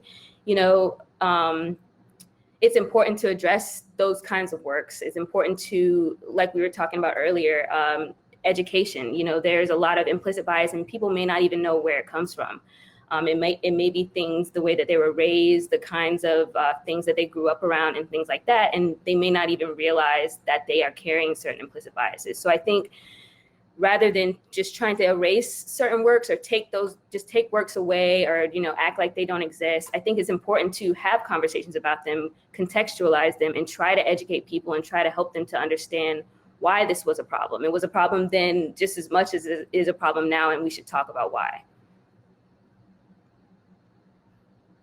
Thank you. That certainly is a very timely and relevant point of discussion as we see these works in new lights, and as our awareness and conscious level have really heightened over the past year. I recently saw a cartoon that Dr. Seuss did about the Japanese Americans, during the days of internment, and how racist those cartoons were.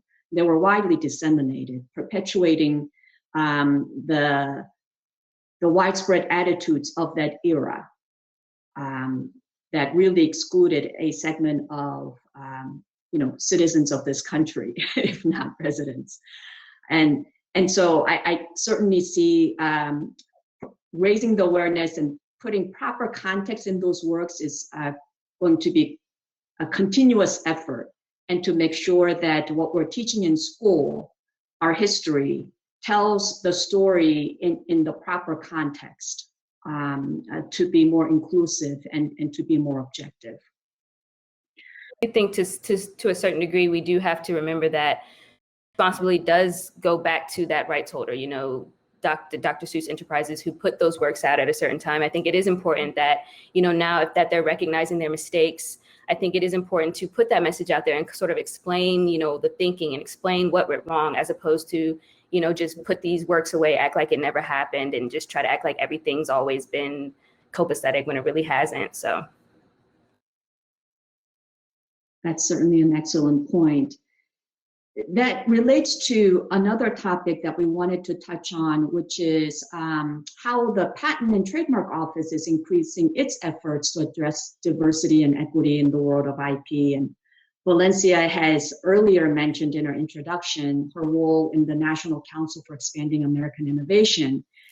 I'd like Valencia to tell us a little bit more about those efforts, what it is, what it's been doing, and also its ongoing initiatives. Oh, thank you. Thank you so much, Esther. Yes, it has been an amazing couple of years in really identifying what we can do as an agency, as part of the IP community and innovation community. And it all really began with legislation, the Success Act, where Congress mandated the USPTO to look into the lack of diversity and inclusion of inventors and patent owners of women and people of color. And what was found is not anything that would be a surprise to anyone, that the lack of data that we even have that lets us know where we are and where the issues are and how to fix them. So one of the things that the USPTO decided to do is to start this council, National Council for Expanding American Innovation, NCEAI, where we would bring different members or representatives of different aspects of our IP and innovation community together to address this issue. So the council is representatives are made up of corporations. We have the CEOs of General Motor, Eli Lilly, Bristol Myers Squibb, Qualcomm, Oracle, and a whole series of others. I can't name them all, but it's not just the CEOs of these large corporations. It's also independent inventors. We have venture capitalists on.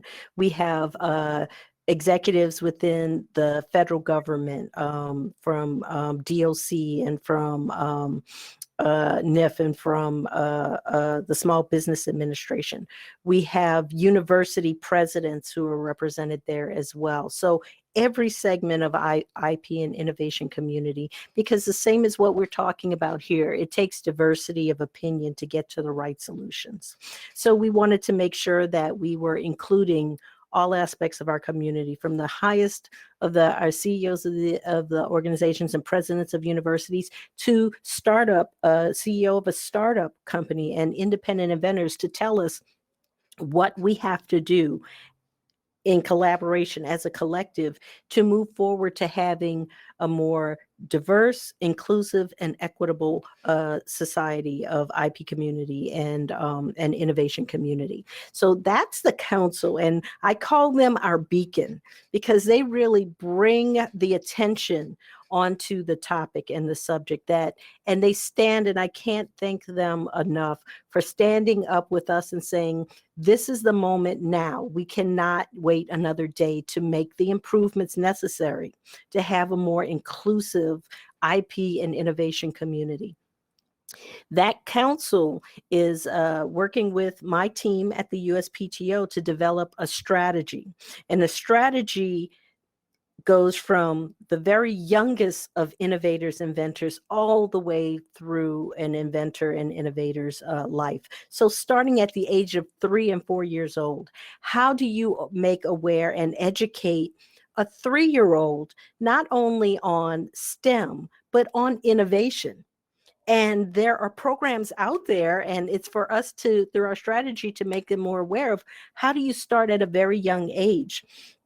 But at every milestone path along that inventor, innovator's life, building on their education on how to create. So that's the first chapter of the strategy, is how to create an inventor and an innovator. What do we need, our community as a whole, to support and nurture and educate, and building on that throughout the life, in high school, in college, in their first job? And what do the law firms, what do the organizations, what should they be doing to support these innovators and these inventors, and bringing to them what is necessary? The saddest thing that I come across as I'm working in this is, you can go to a rural area where there are going to be people, not just children, but adults, who really don't even know what a patent is, or how, may have an idea, but wouldn't know what to do with it. And even more so, it's not just, rural middle America. It's the lower income areas of our urban cities as well, that you might be in the middle of Washington, D.C. or a surrounding area, and still have the brightest of minds who just don't have access to what they need in order to become an innovator, in order to become an inventor. And so the strategy goes that entire life of practicing innovation through some startups as well as large organizations, government, universities, to realizing, because having an idea is great. Getting a patent on that idea is even better. But how do you make it lucrative for the individual as well as for the nation? It's the commercialization, it's the financing as well that's necessary. So our strategy goes into every aspect of the IP community. What is your responsibility for making sure that that innovator has the resources necessary to really realize that invention?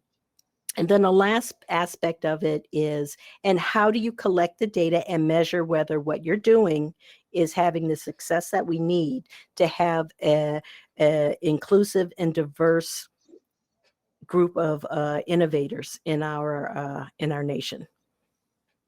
I love some of the themes coming through as you describe the work of the Patent and Trademark Office. And one is getting the necessary metrics, understanding and having accountability based on those metrics. I think it's really important.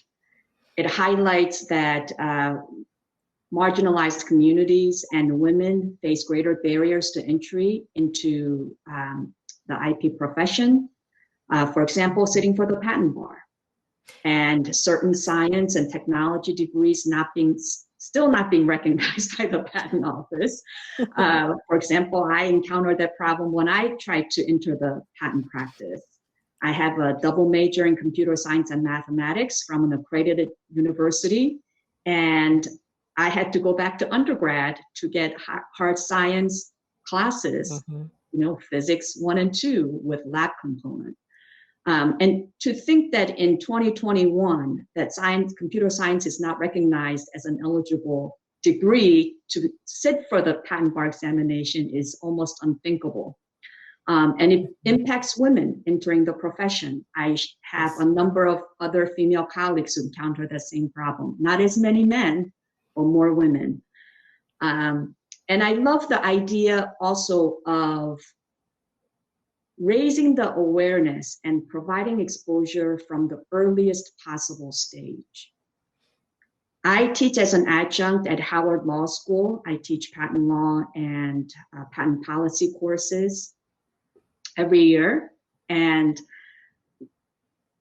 having an engineering or a science background is not a prerequisite to take our class. We try to make it as accessible as possible. For those students who really are attracted to the issues that we're covering and want to get into IP law, their greatest barrier to entry is not having a science and technology degree and pigeonholed into trademarks. And one of the most frequent comment is, I wish I had known about patent law before. I think I would have pursued engineering or science degree in college. So some of our colleagues actually started teaching at the Howard University undergrad level to talk to them about the world of IP being an option.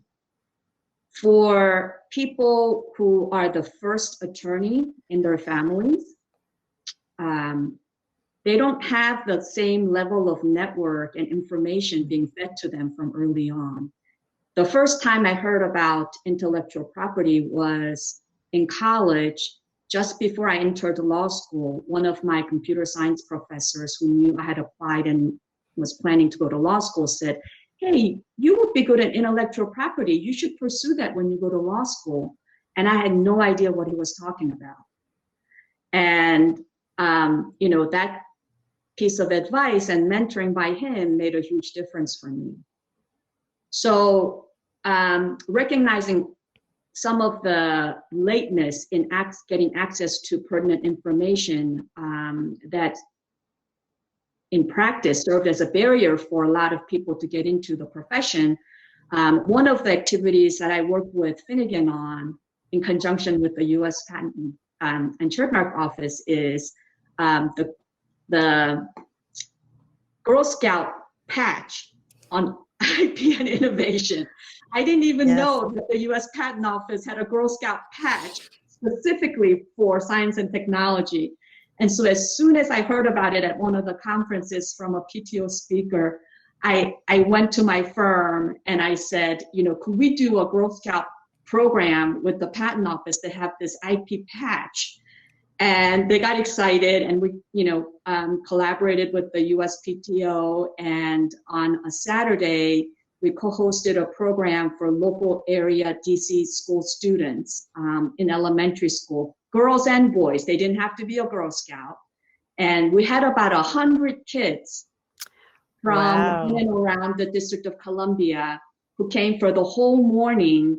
And we had stations on, making your invention. And kids, when they have the freedom, come up with the most beautiful ideas, unrestrained, by years of experience, like adults. And they came up with the most brilliant ideas, and they got to write it up on a sheet of paper. And we had a representative from the patent office giving them a stamp of approval on their patent. And they got to come up with, cool logos for their trademarks, and they learned about copyrights, and they heard from speakers. But I think those are the kinds of early education programs that can make possible for them in their world about what they can do when they grow up. That helps contribute to filling that pipeline of women going into STEM in the first place, and then later on to law school. Yeah, one of my greatest joys at home is doing adolescent mentoring. So I have done United Way in lower socioeconomic neighborhoods. We've done the IP patch and working with like Expanding Your Horizons, which is middle school girls in STEM, and She Tech, which is high school girls. And I think what Esther and Valencia both said that's interesting is a lot of these children that I work with don't know what's open to them. And they're so surprised to find out that you can be an engineer that doesn't sit in a lab or sit in front of a computer programming, which maybe they don't want to do. And I would run programs on patent prosecution and tell them, I'm an engineer, but I'm also a lawyer. They didn't know. They didn't know that they could get a science and math degree and be, a veterinarian, or be an ultrasound tech, or drill for oil, or, anything that they just aren't aware of those possibilities. And you could honestly see kind of the light in their eyes. Wow, I could do this.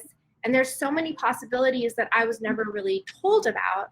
And one of the things that we do, and I've done it at a couple firms, but at eBay as well, is I think you do have to start early. I mean, Valencia said 3-year-olds, 6-year-olds, middle schoolers. it gives them time to grow into those roles. And then, as we've all talked about, the pool of people that we have to pick from our companies has grown from such a younger age. So Utah struggles a little bit with diversity in the workplace, and we're working on starting those interests at a much earlier age and showing, honestly, especially young girls, that they can be part of this workforce. And it opens up a much, much wider and robust and wonderful pool for us to hire from. That's fantastic to hear. I would like to address a question from the audience because it ties in nicely as to what organizations are doing to be more inclusive. The question is, how are your businesses, firms, and groups working to include people with disabilities? And I would like to solicit any feedback from the panelists.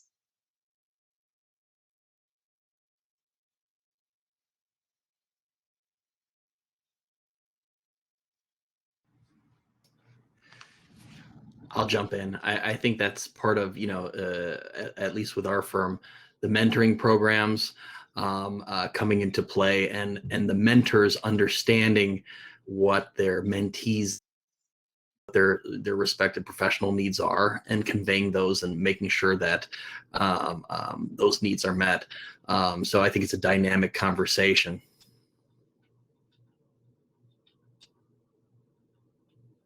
Part of the way that we do it is, Daniel touched on this a little bit, is we do spotlights. So if we have an inventor, or we're working on doing spotlights, we have an inventor or an open source contributor, we might do a little paragraph or a badge on our intranet homepage so that we can learn more about that person. And I think that feeds back into the earlier part. The more we know about people as individuals and as part of a community, I think that really does help a lot with just inclusion. So we do try to spotlight some people, whether or not it's someone with disabilities and a different socioeconomic background that we can learn about, women, people of color, and just getting to know them and their contributions to our community.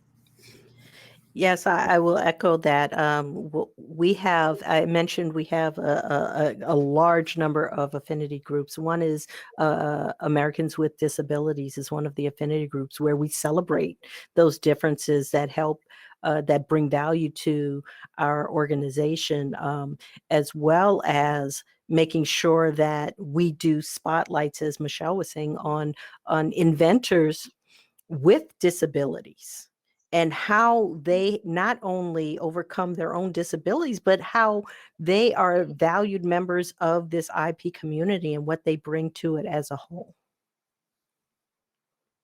Yes, just to kind of echo something similar. I mean, with the Copyright Alliance, we obviously deal with copyrights, and rather than inventors, it's creators. But the same way, we try to highlight whether it's creators with disabilities, creators from BIPOC backgrounds, all kinds of different ways that we can try to highlight the contributions of creators from these marginalized backgrounds. We try to do that, whether it's through social media or other kinds of campaigns that we have. Yeah, I think it is consistent with our core message of raising the awareness and having a more inclusive environment. One of our attorneys at the firm, he became sight impaired during the tenure of his early years at the firm.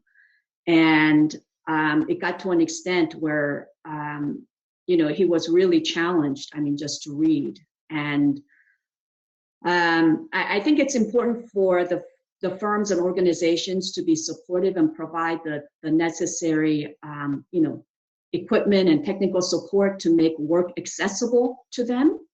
So whether it's a special software tool to help him, hear the document rather than see it. One of our partners actually got information that enabled him, who used to be an ice hockey player. He, for him, losing his eyesight was just traumatic.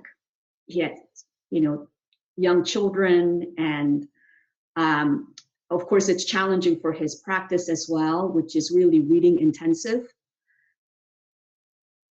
One of our partners actually found a blind hockey league. You can't believe that. And he was so good. And they have these hockey pucks that actually are activated, it has noise. So they can hear the hockey puck, and that's how they play. And he joined this blind hockey league, and he's one of their star players. And it's given him such great confidence as an individual, beyond just the practice of law. And he was actually profiled in the DC Bar's Washington Lawyer. And I think it's, really empowering for an individual to feel that they're not limited by their physical attributes. And, having the freedom on the ice and being able to really participate in athletics, I think also gave him such confidence with the practice of law as well, that it was possible. And it was just so heartening reading that profile, that goes to over 100,000 members. And so proud that he was able to get there. But it really took a village at the firm to support that. And he was talking about how grateful it was, and what a source of light during days of, periods of darkness that he was struggling. So it was really nice to see that. And I think the more awareness and inclusivity that we weave into every aspect of our practice, I think that really goes a long way. That ties into the last big topic that I've reserved, because I know we're going to need a lot of time to touch on different aspects of it, and that is mentoring. Every time you see a person from a marginalized community, women, people of color, other affinity groups leave, you ask, okay, why are you leaving? Some of the most common responses have been lack of mentoring. I don't fit in. They go hand in hand. And so I want to really, for us to have an open dialogue and examine this pervasive challenge that diverse attorneys are one of the leading causes of attrition that our profession has followed a long time. So Daniel, you've mentioned earlier the mentoring programs at your firm. How are the internal mentoring programs important in fighting the effects of implicit bias, such as microaggressions, presumptions about competency, confirmation bias, and stereotype threat? Can you unpack that for us? Yeah, absolutely. And I think mentoring is one of the most crucial aspects of for an organization to address implicit bias. As we talked about, implicit bias is a long road, and it affects slowly. And so you need that person in your camp. As a young lawyer, I'm looking back at my career as a young lawyer, looking back at the people who were in my camp, helping me down that, advocating for me at times, helping me get on certain types of cases and good work. And I think that's especially true in the IP sector as well, because, you're already talking about very few, few diverse attorneys. Well, it's even more so in the IP industry. And so it's crucial that when a firm makes a commitment to its attorneys, that you set up the dynamics to help that attorney succeed over the long road. So what our firm does, and I know many other firms do this as well, each associate gets assigned a mentor, and it's a partner, always a partner. And it's probably not someone that the associate is working directly with. Maybe someone that works with the associate, but is a little bit, outside of the direct day-to-day. And that person is the mentor to this associate. And that means a few things. Number one, that means it's an open door, that anytime the associate has a free, no judgment zone, please come in and ask your questions and let's talk candidly about anything you need. That's really important. That was important to me. And it's important to, I think, a lot of young attorneys who want to ask the questions, but they're not sure who to ask and whether it's okay to do so. So that's number one. Number two, that mentor, and I think this is really important, is there with the associate when the associate gets his or her reviews. And that mentor can address anything that needs to be addressed on behalf of the associate, come up with action plans, and turn a dialogue from something that implicit bias might create as an adversarial dialogue to something that's a constructive dialogue, because everyone needs constructive criticism and feedback, and that's absolutely crucial for your success. But you have to have that dialogue be actually constructive and not something that turns into something that becomes under the categories of implicit bias that we're talking about, the labeling of an individual. And so the advocate mentor will be there in that room, and I think that's important. And the third thing is that mentor is a conduit to all the other partners to advocate for the associate. So for example, a mentor could come to me and say, well, Daniel, I know you have some new cases. Have you considered using so-and-so, because so-and-so might have some capabilities for you to do so? That's key for the mentoring program, because the mentor is helping the associate get onto the key cases, whether it's in litigation or in corporate or IP or whatever it is. The associate, of course, needs to have good work and be doing projects that are important, because that's how they're going to, better their expertise and rise through the ranks. And so the mentoring program becomes really key. It interfaces with the diversity and inclusion committee, and then TAF goes one step further, because diverse, gender and racially diverse attorneys have different types of issues and questions than other attorneys. TAF also has amongst the D&I committee individuals who are designated as, these are D&I individuals who are happy to discuss with you and provide almost a second level of mentoring for the attorneys who want to tap into those resources. And those, everyone knows who those attorneys are.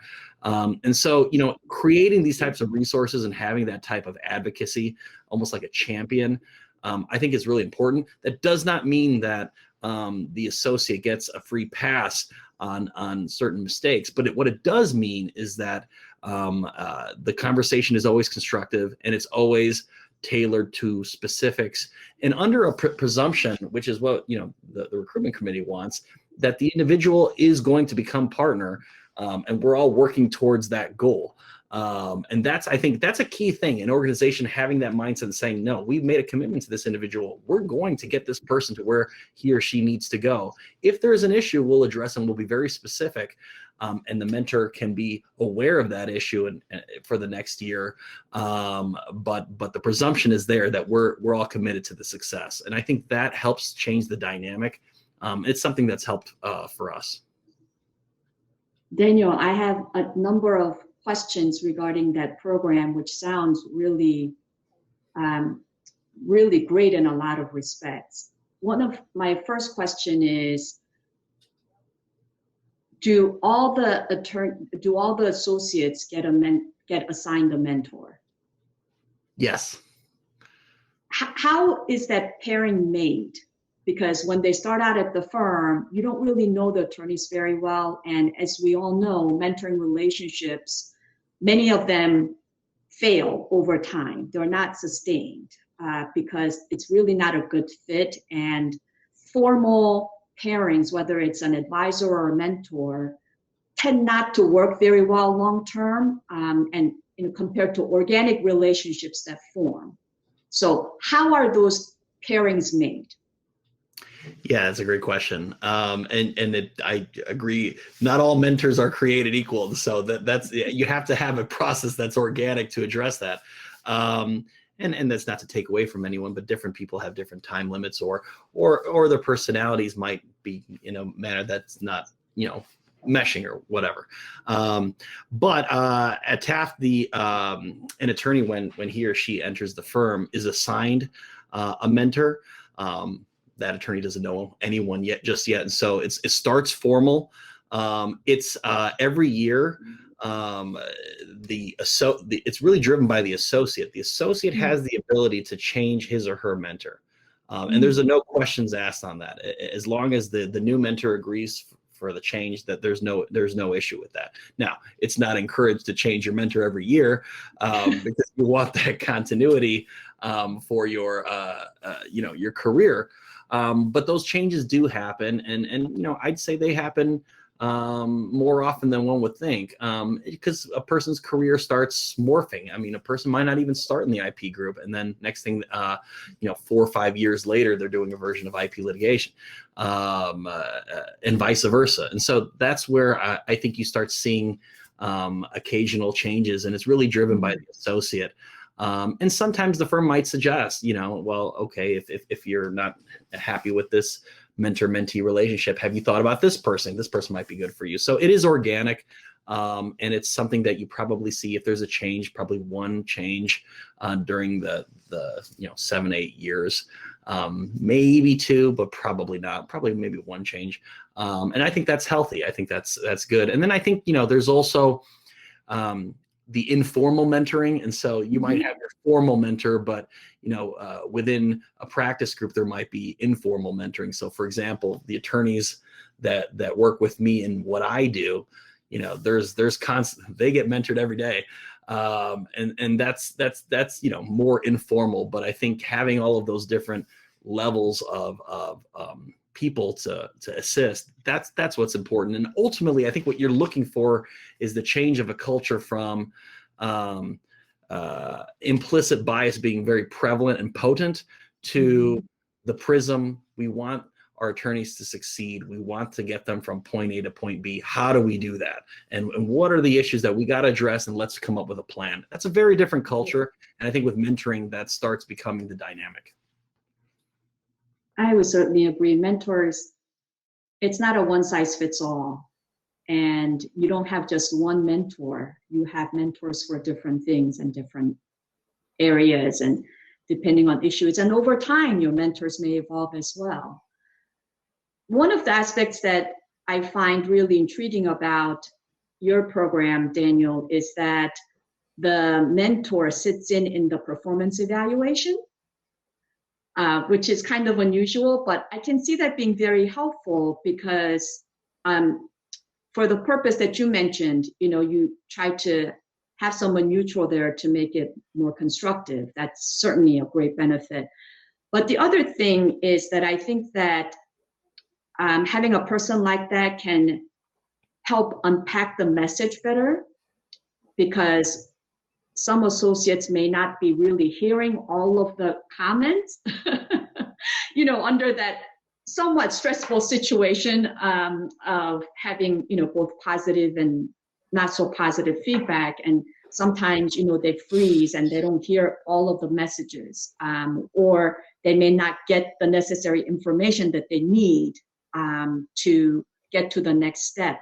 And so, for example, they might hear that, they should they should do more litigation work as opposed to prosecution as they're rising through the ranks. And so the associate is hearing, I need to build more time on my litigation projects. But what they might be really saying is that you need to develop certain litigation skill sets as, a fourth year, as opposed to a second year. You need to be at this place. You need to be independently taking depositions and writing briefs and, taking a piece of the litigation and driving that discovery, things like that. But the associate is not really able to ask those questions because sometimes the challenge is you don't know what you don't know.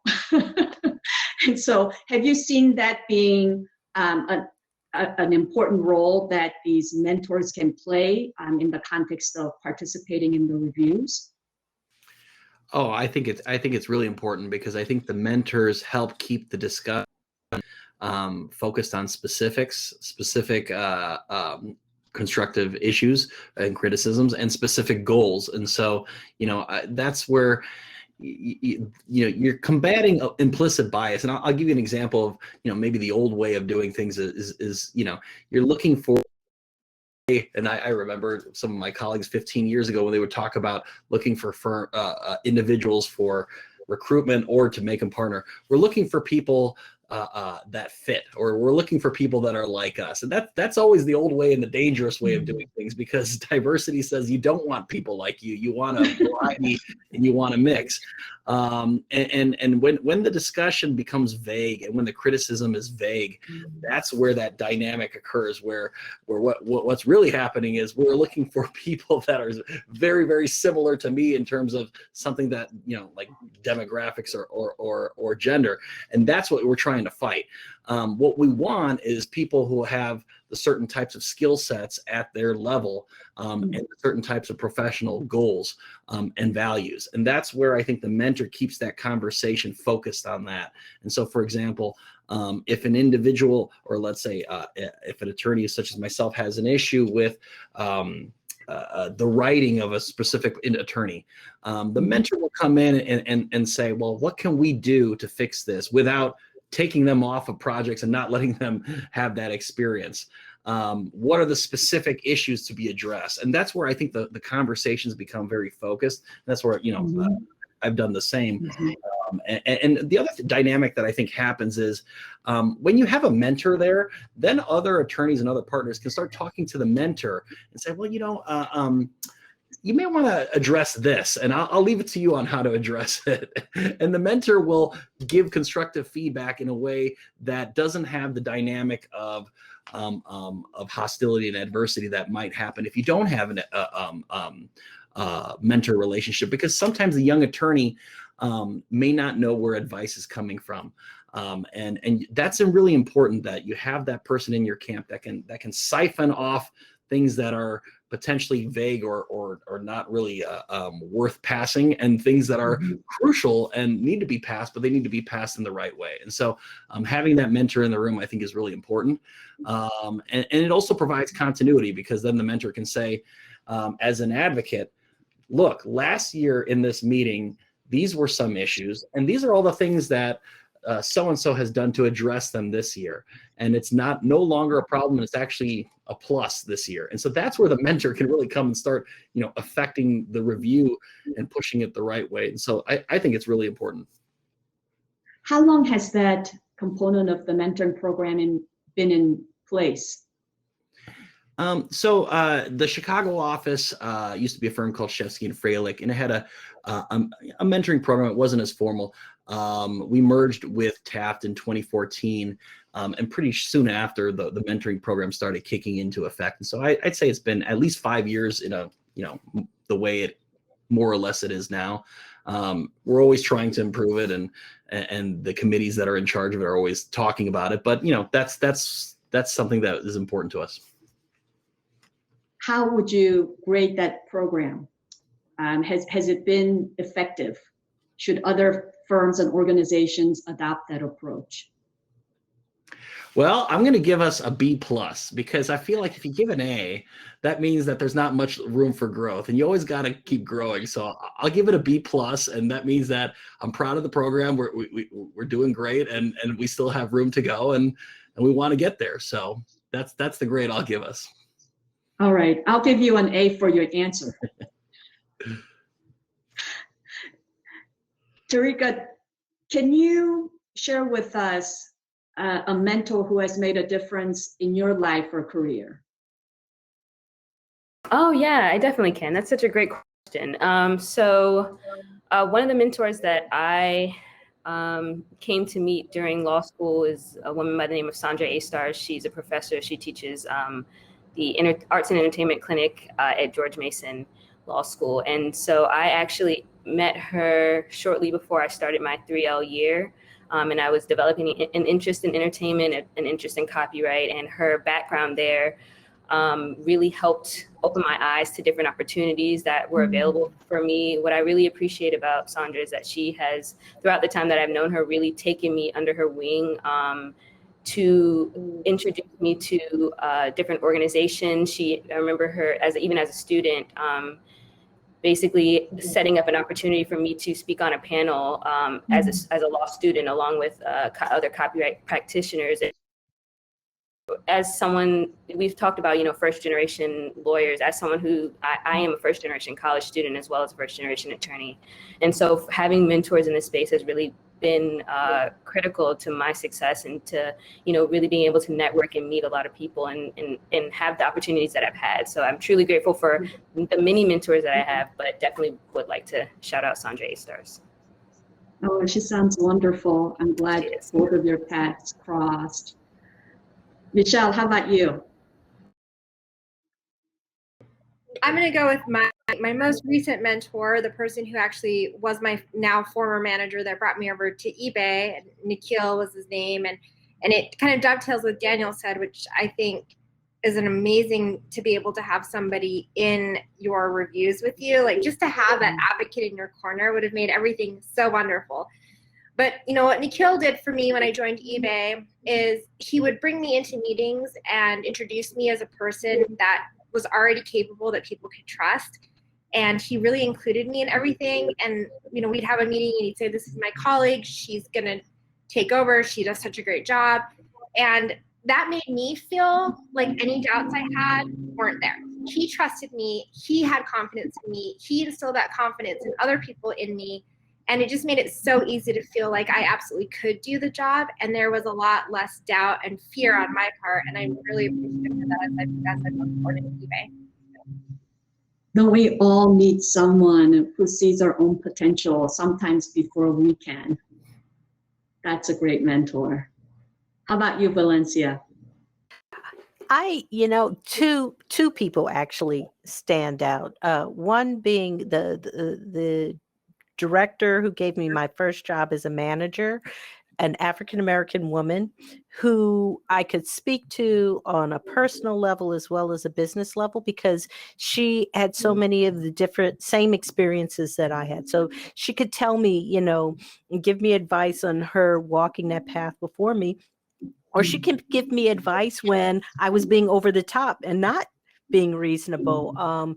I could relate to her.